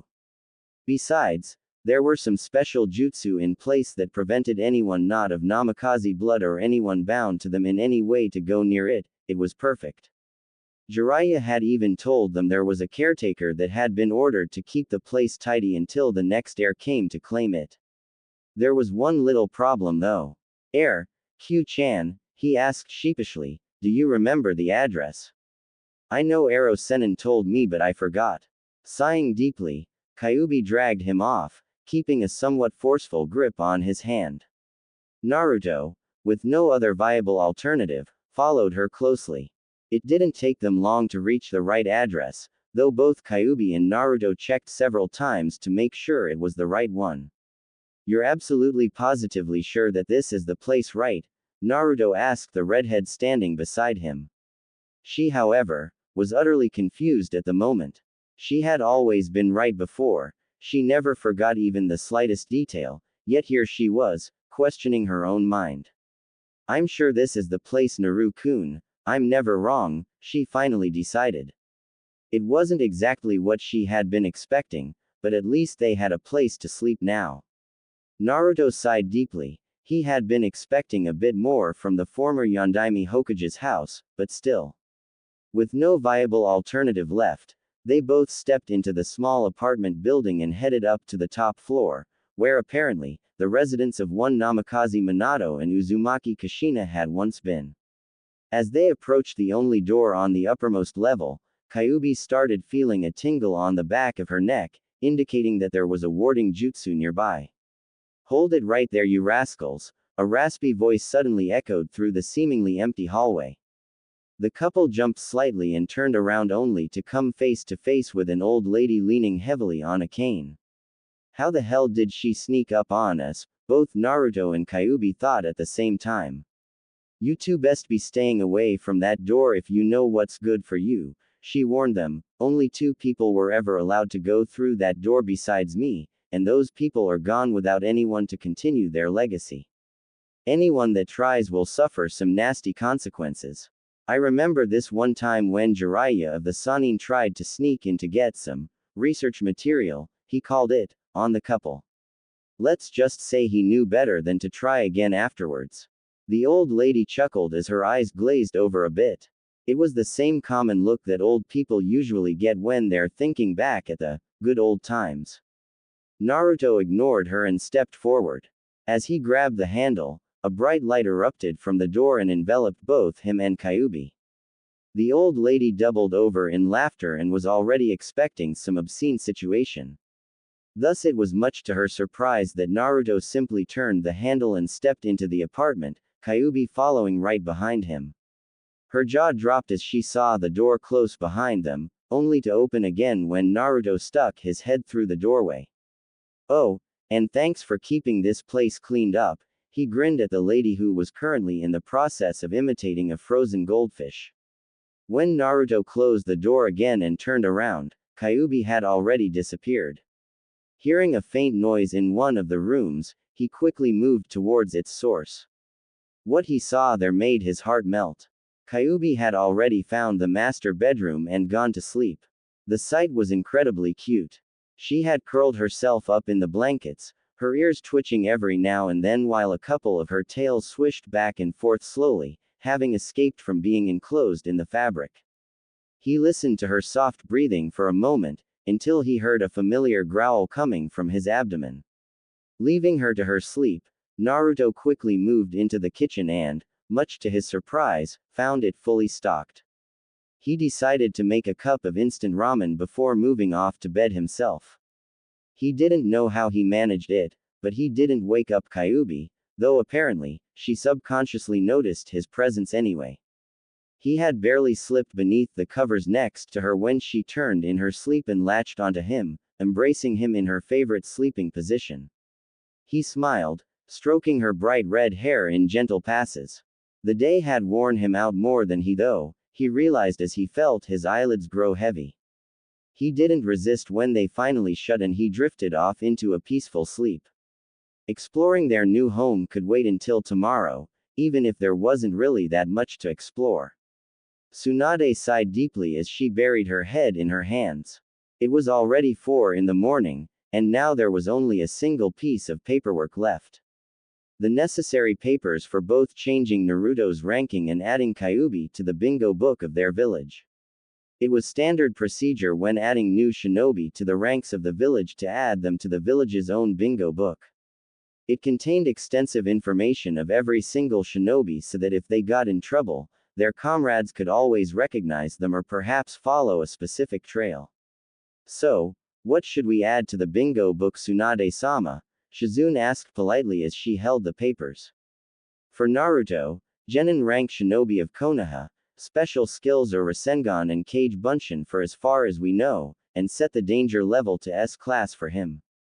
Oh, and change his last name. It's about time the rest of the village knows who exactly they've been messing with during his youth. What do you mean, Tsunade-sama? Oh, right, you don't know either. Just put this down as his name, Namikaze Naruto. Hearing the familiar name, Shizune was stunned for a second. She was, however, still on the job. She recovered quickly and handed Tsunade the next paper, the one destined for Kyuubi's entry in the books. As for Kyuubi, also Genin rank shinobi of Konoha, special skills are unknown and danger level is S class as well. As for a full name, well, just put down Namikaze Kyuubi, I think she'll like that. Shizune nodded as she made a mental note of the information, before turning and leaving the office. Even if she didn't show it on the outside, she was dead tired and in desperate need for some sleep. Meanwhile, Tsunade had decided to forego the need for a comfy bed and had fallen asleep behind her desk, as she usually did after working through most of the night. The advantage of that was that the morning shift always had some coffee available. The effect the caffeine had on her body was incredible, though she had to be extremely careful with the quantity though. Too much could have some disastrous consequences. Meanwhile, in a far-off cave, a pair of 2 shinobi wearing black robes decorated with red clouds were listening to the orders a holographic image of their leader was giving. Itachi, Kisame, Pain, the leader of Akatsuki, said to his underlings, "There has been a disturbance in Konoha. According to my informants, the container of the Kyuubi has returned. You are to find out the truth behind this information and if so, capture him as soon as possible." The 2 shinobi nodded as they watched the appearance vanish, before they headed off to Konoha. While they could make the journey in less than a day, they weren't zealous enough to move any faster than normal walking speed. They'd take a few days, but their leader could wait for all they cared. They had all the time in the world. As sunlight filtered through the partly closed curtains, Naruto started waking up. It took him a while before he realized where he was. He tried to get up, but as was usual these days, was hindered in this movement by a redhead lying on his chest. He smiled happily as he laid back down, careful not to rouse her. Kyuubi was a notoriously long sleeper. While they had been traveling, Jiraiya had literally risked life and limb by waking her up when it was time to go, usually resulting in him missing a few plucks of hair where kunai had decided to fly through it. Since they were home again, Naruto decided that it would be alright for her to sleep in for a change. It took her another hour to wake, but when she did, she was incredibly hungry, her stomach echoing Naruto's own stomach in low growls. "Come on, Q-chan, hurry up and get dressed, there's somewhere I want to take you," he said as he walked into the bathroom to change his own clothes. After they had both cleaned themselves up and put on some clean clothes, Naruto and Kyuubi ran out of the apartment building, not even bothering to lock the door. The warding jutsu would take care of any unwanted visitors. While they ran, the reactions of the villagers were mixed again, not that they really cared. Kyuubi even smiled at some kids that had curious looks on their faces. At least, until their mothers quickly shooed them inside of a shop or their house. It was clear that no one, besides some of the more love-struck males, trusted her. Not that she could really blame them, but still, they ought to have gotten over it by now. Even if Naruto hadn't been in Konoha for about half a decade, he still knew every single street and alley like the back of his hand, the result of years of running and hiding from crowds of angry villagers. Thus, it didn't take them long to get to Naruto's number one choice of establishment for any kind of food, even if it was usually limited to one kind, with several variations. "Welcome," Tyuki said cheerfully. He'd been there with the rest of the village when the announcement had been made, but he never had cared about details such as that, and if the Kyuubi wanted nothing more than to be with Naruto, that was fine by him. "So, how is my favorite customer?" He smiled. "It's good to see you back, Naruto. Now I can finally get the funds necessary for some private purchases I've been planning for some time." "Good to see you too, old man Tyuki. I'd like to introduce you to someone," Naruto replied, gently pushing Kyuubi forward. "Well, I don't think any introductions are necessary," Tyuki grinned. "The Hokage did that for us yesterday. So what'll it be for the two of you? First bowls on the house." "Woohoo!" Naruto cheered as he jumped high into the air, happy that he would finally get to eat Ichiraku ramen again, and to top it off, the first bowl was free. It always seemed to taste better when it was free, probably because it was through the added thought that he was either lucky enough to get a coupon or that someone else was kind enough to give it to him. Soon enough, both of them had ordered and were given their bowls. As Naruto devoured bowl after bowl, paying back the free one from earlier with the profit made on the others, Kyuubi was slowly eating her own food. While she didn't have such a ravenous appetite as the blonde sitting next to her, she was quite hungry. Even so, she tried to enjoy the meal. While she had been a bit skeptical at first, she now realized why Naruto liked ramen so much, and she had to admit that it was indeed pretty good. But while she didn't really want to eat it every day, it would be nice as a dish every now and then. They enjoyed their meals in relative silence and peace, at least until a familiar chakra signature appeared just around the corner. Naruto's head shot up in an instant, right before he dove back down and devoured what was left of his ramen. Kyuubi too had sensed the signature. It put her a bit on edge. She didn't know what the reactions of the people approaching them would be. "We figured you'd be here, Naruto," a slightly condescending voice came from behind him. "Hello, Sasuke." "Sakura," he replied before turning around, a big smile on his face. He was happy to see his teammates again. His smile dimmed a bit though when he saw the signs of worry, even if they were smiling. "Listen," he continued, "I know what you're thinking, and I know that you don't exactly trust Q-chan here. But I assure you that she's completely harmless. Well, if you don't get on her bad side, that is." Both of his former teammates gulped a bit at that, but they relaxed a bit when Kyuubi shot them a gentle smile and put her hand on Naruto's shoulder. Even so, they kept their guards up and were on the lookout for any irregularities. Sakura, however, also had some decidedly strange thoughts shooting through her head. First was the twang of jealousy she had felt for some strange reason when Naruto had called the redhead sitting next to him Q-chan, then when the girl in question had put her hand on his shoulder. It was thoroughly confusing her. She still knew in her heart that she loved Sasuke, even after what he had done to both her and the village. She wasn't attracted to Naruto in that way, even though she had to admit he had become quite the catch to the one lucky enough to hook him. No, she felt more like a sister to him, and now it was as if she had somehow lost her brother to the Kyuubi. It made her heart ache a bit to realize that now, when he had only just returned. She knew there was little chance of them ever being in the same team again, especially after she had reached Junin status, while he was still stuck at Genin level. Still, she had been hopeful. That hope, however, had been crushed when she learned from her teacher, Tsunade, that he'd been teamed up with Kyuubi and would participate in the Chunin exams together with her. Her guess was that those two would stay together as a team, and probably a lot more for the rest of their lives. As Tsunade's apprentice, she was privy to a lot more information than most, and she knew the two of them had been bound together in some way or the other. She was about to ask Kyuubi what exactly the nature of her relationship with Naruto was, but she was interrupted when the redhead in question suddenly stood up and started walking out of the ramen stand. Naruto moved to stop her, but she simply whispered something in his ear and made him sit down again. "I'll be right back." She smiled at the three of them before she moved off, headed straight for the person hiding behind a tree not too far out. Naruto didn't really understand what was happening with Kyuubi, but he stayed put as she had told him to. It all became clear though when he heard a voice talking in his head. It was only one word, but it made everything clear. "Hinata," Kyuubi said politely. To say that Hinata was surprised was a bit of an understatement.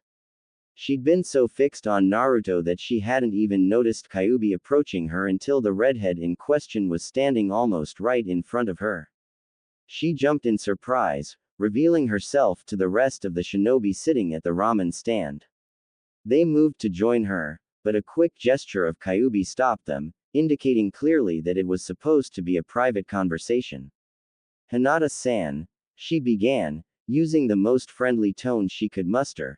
"Before you say anything, I must tell you that you are one of the few people of this village that I actually like. You didn't ridicule him during his youth, you stood by and tried to help during some of his most trying times and even changed yourself for him. And I also know about your crush on him, which I presume has only gotten stronger now that you've seen him again after those 5 years." Hinata blushed furiously as she heard those words, partly because she was not used to being praised, but also because Kyuubi knew about her attraction to Naruto. "I must admit," Kyuubi continued, "that if I hadn't managed to break free, I would have loved to see both you and Naru-kun together. Heck, I would have even encouraged him to get to know you better. But you see, I love him as well and I'm pretty sure he loves me too. And I know it's a bit unfair to you, but I've put an unremovable seal on him that eliminates any feelings for any woman besides myself. I have it on my body as well, so I'm only attracted to him. While I have no doubt that there will be many trying to steal Naru-kun away from me, and since I like you, I thought it only fair that you get to find out beforehand so that you don't get hurt." Hinata looked confused at this, until Kyuubi clarified. "It's not like I'm going to be gentle with any that approach him with an intent that is more affectionate than mere friendship. I'm going to make sure they're hurt both physically and mentally. And the same goes for any males that approach me by the way," she added in a giggle. Hinata on the other hand was a bit distraught. She had been crushed to hear that Naruto would never return her love. Any chance on her dream being fulfilled was now gone, forever. On the other hand, she was glad that Kyuubi was the one destined for him. During the utterly short conversation they'd had, it was clear that she cared a lot about Naruto, up to the point where she would literally wipe anything that threatened him off the face of the earth. This made it clear to her that Kyuubi would be a better choice than any other female in the village besides herself. Also she was glad that she was on Kyuubi's good side, but those thoughts were soon pushed to the back of her mind. She nodded, looking down at the ground, in disappointment this time. Tears started leaking out of the corners of her eyes, but she soon raised her head again and looked Kyuubi straight in the face, never taking her eyes of the red orbs that shone back to her. "Take care of Naruto-kun," she forced the words through her tears, "and if anyone ever tries to hurt him or take him away from you, I'll help you Kyuubi no Kitsune-sama. Please, don't use that title, it's embarrassing." Kyuubi chuckled and pulled a startled Hyuga air into a hug. "I really appreciate that, Hinata." Friends, Hinata replied, wiping away her tears with the sleeve of the heavy jacket she still wore after she broke the hug with Kyuubi. "Hey, is everything alright there?" Naruto suddenly shouted. He'd seen the tears appearing on Hinata's face and almost instantly his concerned friend side had taken over. "Everything is just fine Naru-kun," Kyuubi called back to him as she watched Hinata smile.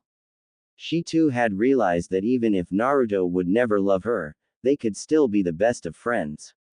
It didn't take long for her to be involved in the meal as well, and soon she was laughing along with the rest of them as Naruto and Kyuubi told stories about the things they'd seen on their trip with Jiraiya. So, Naruto finally decided to switch topics. What can you guys tell us about the upcoming Chunin exams?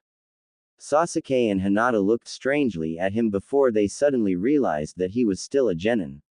Sakura simply looked amused, waiting to see what would happen.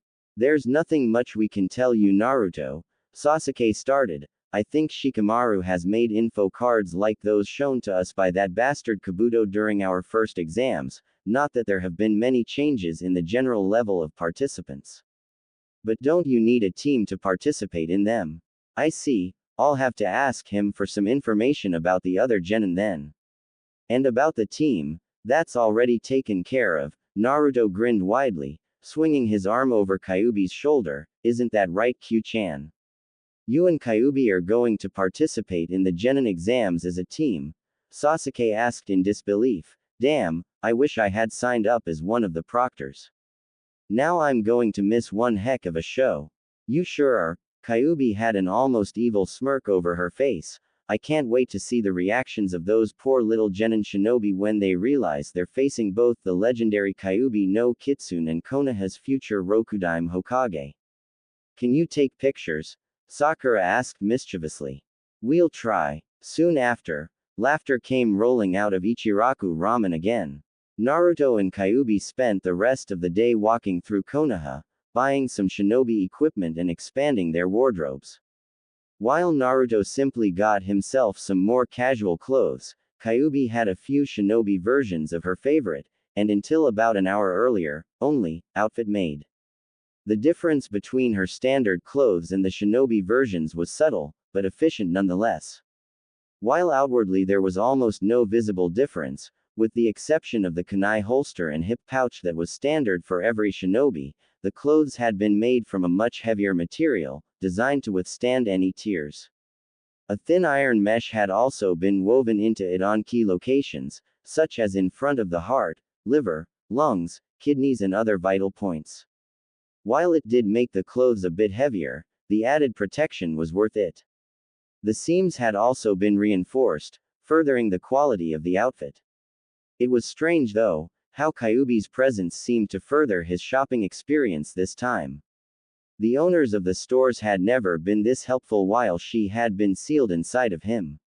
Said owners were having a strange reaction at that moment. While physically attracted to Kyuubi, no doubt, they were also scared shitless of her. The combined result was that they tried to help the couple as soon as they could, both to be as close to Kyuubi as they could, and to have them out of their shop as fast as possible. Another pleasant side effect was the discount they got on just about anything they bought. Naruto's wallet was lighter by about only half the amount it normally would have been. Her new suit combined with the weapons in her hitai, which she wore loosely around her neck, really made her look like a Konoha shinobi. Kyuubi blushed brightly though, when Naruto happily commented that it was one of the cutest things he'd ever seen. Kyuubi walking around in the middle of Konoha, wearing shinobi gear and the leaf hitai, while her tails waved lazily behind her. The only thing that had topped that moment of cuteness was the one when she had dived into a pile of clothes when she had spotted a piece of crimson fabric, her favorite color. At that time, her tails had been swishing back and forth so quickly that they actually knocked over 2 racks of clothes and the store's clerk that had come to investigate the ruckus. They had hastily offered their apologies, but once they were outside, they both couldn't hold in their laughter and had nearly collapsed on the street, ignoring the strange looks everyone was giving them. After their small shopping spree, they decided to go back to their apartment and do a bit of exploring before going to sleep. As it turned out, there wasn't really that much to explore, as they both had suspected. They'd been hoping to find some sort of hidden passage to a storeroom filled with gold or jutsu scrolls or anything, but it was a simple apartment, perfectly suited for a young couple that was still getting settled down. Besides the master bedroom, which both Naruto and Kyuubi had claimed as their own, there was one smaller bedroom, a kitchen that was a bit bigger than the one in Naruto's first apartment, a dining room and a living room. All in all, it was a decent size and they couldn't really say that they didn't like it. Compared to Naruto's earlier place, it was bigger, and a lot cleaner. Kyuubi shuddered a bit at the thought of having to clean up that place, especially that monstrosity that had once been called a fridge. After they had a quick dinner, they found themselves huddled next to each other in the couch, watching some TV. While Naruto hadn't really watched it that much during his life, it still felt relaxing to simply sit there with Kyuubi leaning into his side, her head on his shoulder. Soon he noticed her breathing deepening as it became more regular. It was easy to tell that she'd fallen asleep on the spot. He thanked the landlady for her thoughtfulness in keeping the flat in order as he picked up a conveniently placed blanket from the couch and used it to cover himself and Kyuubi. Sighing in contentment, he too closed his eyes and fell asleep shortly afterwards. The next couple of days seemed to race past as they both prepared for the upcoming Chunin exams. Sasuke's advice of going to see Shikamaru for some information on the competitors had been fruitless. He'd told them that those cards were purely for village intelligence purposes only and thus were not available to mere genin. While they had been disappointed, they could understand. Shikamaru had become a Tokubetsu Junin in the 5 years Naruto had been out of the village. Now he was leader of a special division of the Konoha Intelligence Service. While the rest of the department specialized in gathering information, through torture or other, more subtle means, his specialized team was meant to put that information to effective use. They conducted simulations on possible battle strategies and worked out every single scenario they could come up with. The result was quite surprising actually. While other villages would be lost when an unexpected event happened, Konoha would be ready, in any possible scenario. Because of its success, Suna had recently begun adopting the special division as well. His only piece of advice had been not to worry and relax. The competition had not changed over the years, so they should be able to breeze through it. While it had been reassuring, several training grounds were soon found to be utterly devastated in the days after. People had already started wondering about the sudden destruction springing up and the occasional explosion, but it had soon become clear when a couple of Junin had stumbled upon Naruto and Kyuubi sparring. They had narrowly escaped with their lives when a stray blast of foxfire came their way, and soon everyone knew to stay away whenever they heard a rumble going on in one of the training areas. When questioned about it, the only explanation one would ever get was that the two of them were simply getting used to the other's fighting style and learning how to work together, not that they would actually need it. The truth was, both of them simply enjoyed fighting and they just couldn't resist when they had such a strong opponent in the other. While Kyuubi could easily outclass Naruto's level of power, it would also mean that half of Konoha would be leveled, not just a training ground. This however meant that while Konoha was relatively safe, the repair crews were working overtime. They had only just finished patching up the gate and the rest of the doors that had suffered under Kyuubi's first entrance in the village when the massive demolition of the training grounds had begun. After only a week, they were being driven to despair as more and more fields became littered with craters, snapped trees, scorch marks and pulverized rock. It went so far that Tsunade had been forced to put up several teams of genin and even one Chunin team as backup for the construction crews. But while they petitioned to have Naruto and Kyuubi stop their training, it was a futile effort. Both of them were shinobi, and thus were allowed to use the grounds as they pleased. When they continued to protest, she simply said that if they had any further complaints, they should just go and talk to the couple themselves. Her little suggestion made the men blanch and they hurried out the door without even as much as a squeak. Tsunade looked up though when a massive explosion lit up the slowly darkening sky, bathing the village in a warm orange glow. She grinned when a couple of wails, obviously from the repair crews, echoed from down at the tower. They'd be working overtime again it seemed. With a tired groan, Naruto let himself fall onto the bed in the apartment. Almost instantly, he found Kyuubi snuggling into his side, wearing her trademark t-shirt and nothing else, nightclothes. You really like sparring with me don't you Naru-kun? She smiled seductively. As a matter of fact I do, I'd never have imagined to be sparring with you one day. But I must admit, it's one hell of an adrenaline rush. There isn't anyone out there that's as strong as you, not even Ero Sennin or Tsunade Ba-chan. Heck, even my dad couldn't kill you, and he's what? The strongest shinobi that ever lived. That isn't exactly true, Naru-kun, she said, a bit solemnly as she remembered Naruto's father. They really were like father and son, at least in the looks department. That, and they had the same fierce look on their faces when they fought, she could tell. But while she had loathed the father, even if she now felt regret about killing him, she loved the son. And while he did act a bit weird around her at times, she knew that he didn't hate her at all. In fact, she thought he was simply acting a bit weird because he had never before been in love with someone.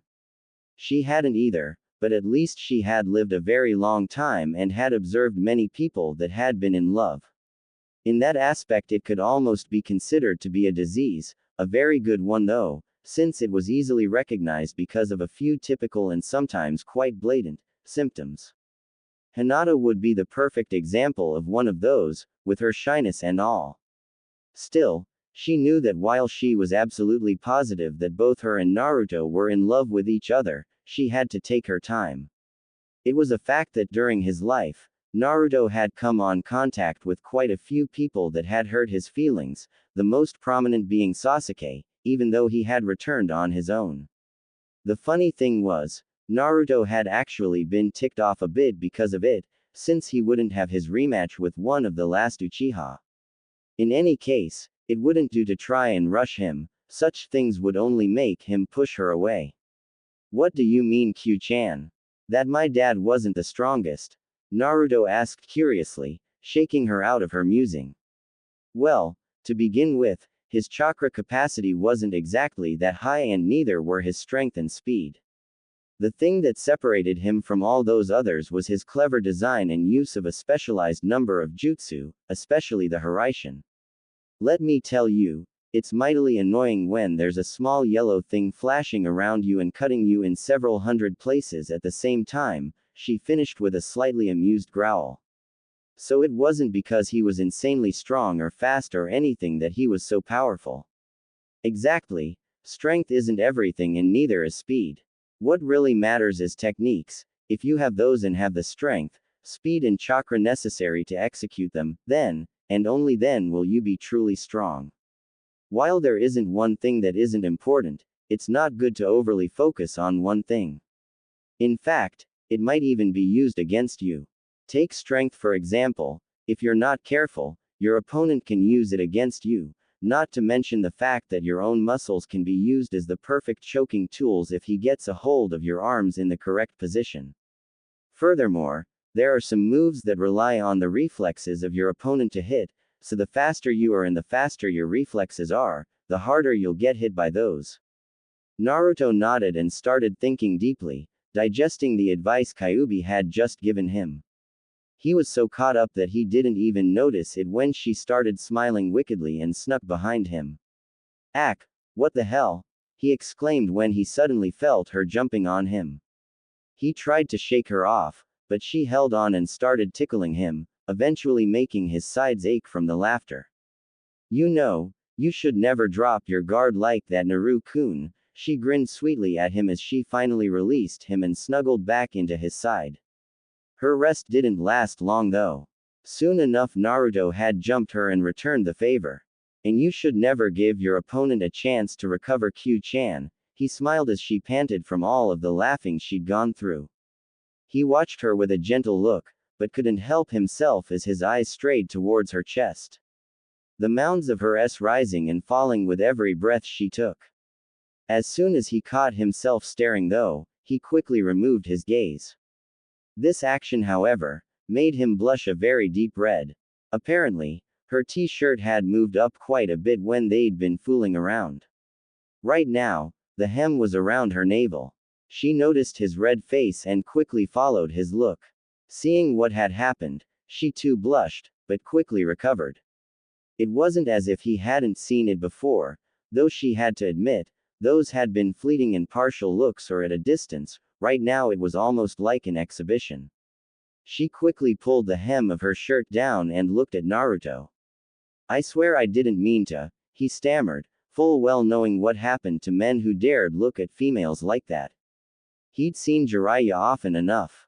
She smiled and pushed him down onto the bed before swinging herself onto him, straddling him over his stomach. He swallowed heavily. She wasn't wearing any underwear, so he could clearly feel her as she sat on top of him. You silly idiot. She grinned. You know I love you, Naru-kun, and I'm pretty damn sure you love me as well. So it's not a big deal if you see me, you know. When he made no apparent changes in expression or posture, she decided that she'd need some heavier artillery. She leaned down, lowering herself until she knew that he could clearly see into the gap between her neck and the shirt, giving him an eyeful of her s.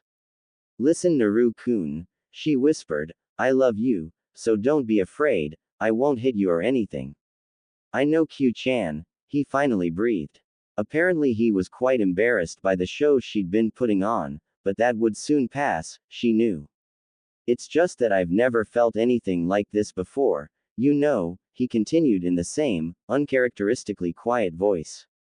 Hush, Naru-kun, I know, and it's perfectly alright to feel a bit scared, she whispered in his ear.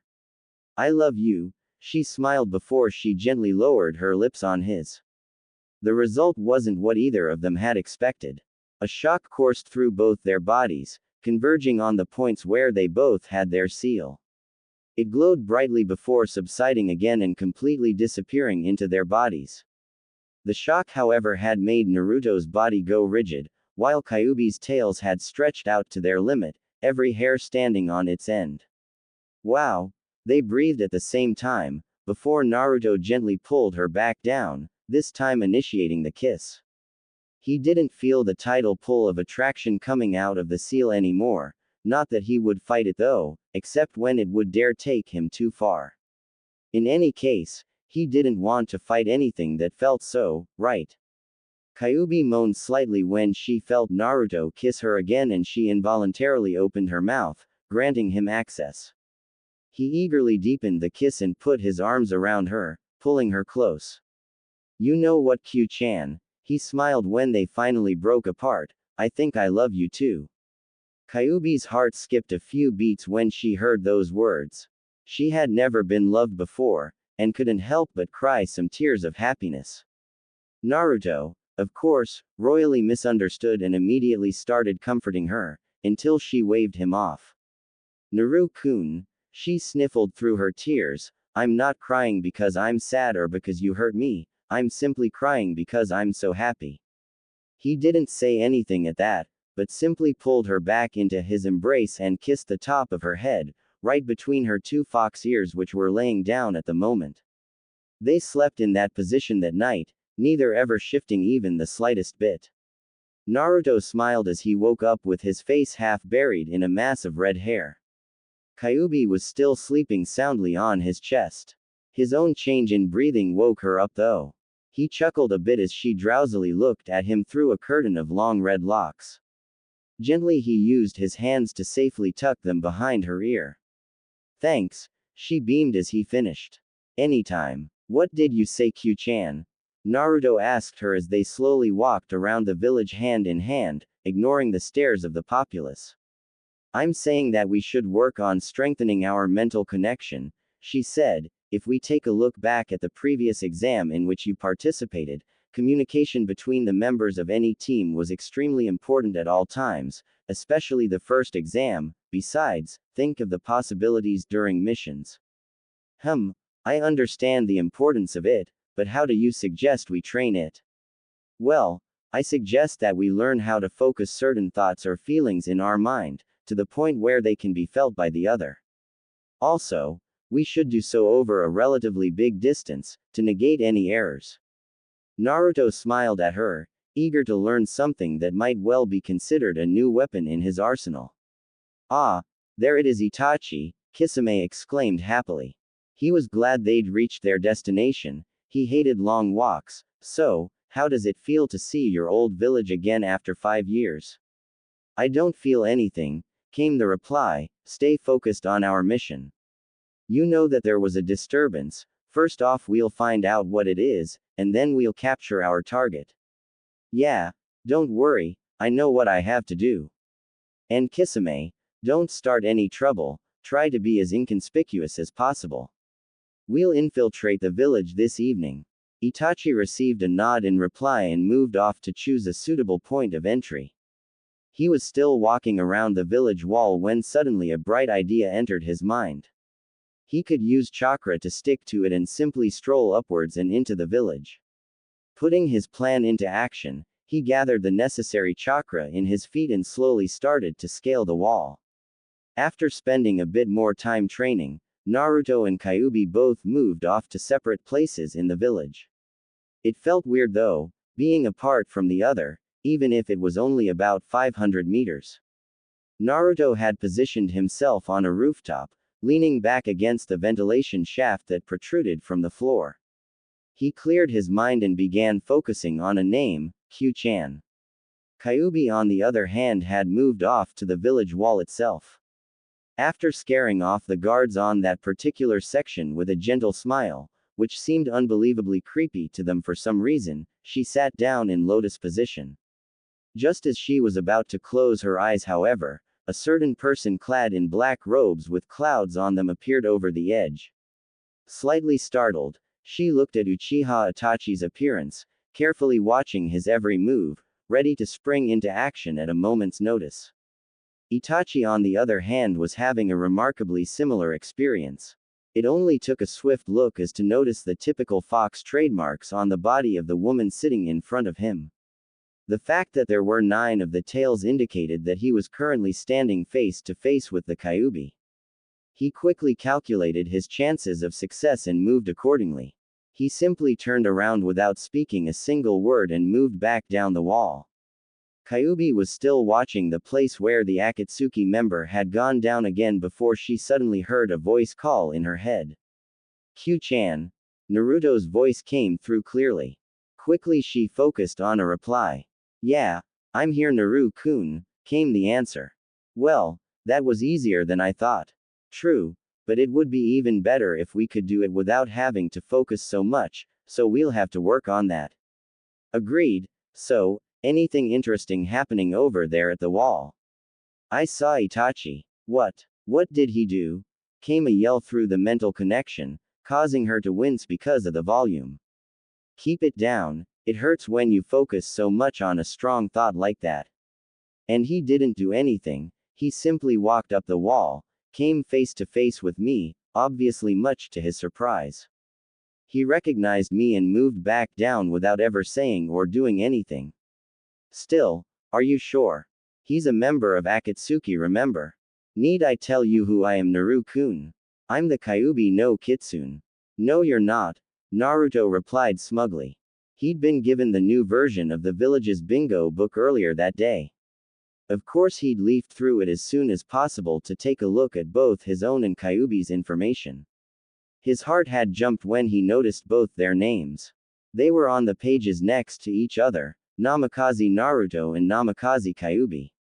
She too had been overly happy when he'd shown her and given him a crushing kiss in the middle of the street, completely forgetting the fact that they were standing in front of several hundred villagers. The resulting spike in killing intent coming off the collective male and female population had been immense. From that moment onward, both of them had agreed to keep any show of intimacy confined to more private locations. They'd never underestimate the power of jealousy again. Your Namikaze Kyuubi, he sent a mental image of himself grinning widely to her. True enough, she smiled. Come on Q-chan, let's go home, Naruto sent through to her before he shut down the connection and started moving to their apartment. Itachi was still shell-shocked when he reached the bottom of the wall. It even took him a moment to realize that there was a certain shark-faced man running towards him at full speed. Oi, Itachi, he shouted while waving a certain booklet, you'll never guess what the disturbance is about. The Kyuubi's free, he breathed, his reply causing Kisame to skid to a halt, his feet digging a pair of trenches in the soft soil. How the hell do you know? I saw her, Itachi replied, leaning back against the wall before he moved again, Let's go Kisame, we need to formulate a new plan. Kisame simply grimaced at the idea of coming face to face with the nine-tailed fox. He silently handed the Leaf Village bingo book to Itachi, flipping it open on the page with Naruto and Kyuubi's profiles on it. I managed to nick that from one of the teams working on repairing one of the training grounds. From what I was able to pick up from their conversations, she and the brat have been wreaking havoc all around the village training areas. Not to mention Kyuubi's dramatic entrance where she annihilated virtually any gate or door in her path. Not only that, but it appears she's married or something to Naruto, who is in fact the Yondaime Hokage's son. Itachi slowly let the information sink in as he looked at the pages. This complicated everything. So, are you ready? Sasuke and Sakura asked Team Namikaze, as Naruto and Kyuubi had called themselves. Both of Naruto's former teammates were standing next to the couple. By pulling a few strings and cashing in a few favors, Sasuke had been able to get both himself and Sakura appointed as supervising Junin and would be present at the second and third exams where they'd look from the shadows and take care of any trouble that might pop up. As such, they were in full combat gear. Sakura was wearing a red blouse, black stretch pants with a pale pink skirt over it. She still wore her leaf headband on her head to keep hair in place as she had done ever since she'd gotten it. Her hands were hidden by black reinforced gloves which gave both Naruto and Kyuubi some ideas as to what kind of battle techniques she used. Sasuke on the other hand had returned to his roots, wearing a dark blue t-shirt with the Uchiha symbol sewn in on its back and loose white pants. The only true difference in his appearance was the sword that was safely tucked between the ropes that circled his waist. Ready as we'll ever be, Sasuke, Naruto grinned widely. They were standing right in front of the same door they'd gone through on their first Chunin exam. Well, let's go then, Naru-kun, Kyuubi shouted excitedly. We're already running a bit late, the room's bound to be filled by now. Without even wasting a second, she had grabbed Naruto's hand and kicked in the double doors, making them fly through the room before embedding them into the opposing wall. The Chunin exams had begun.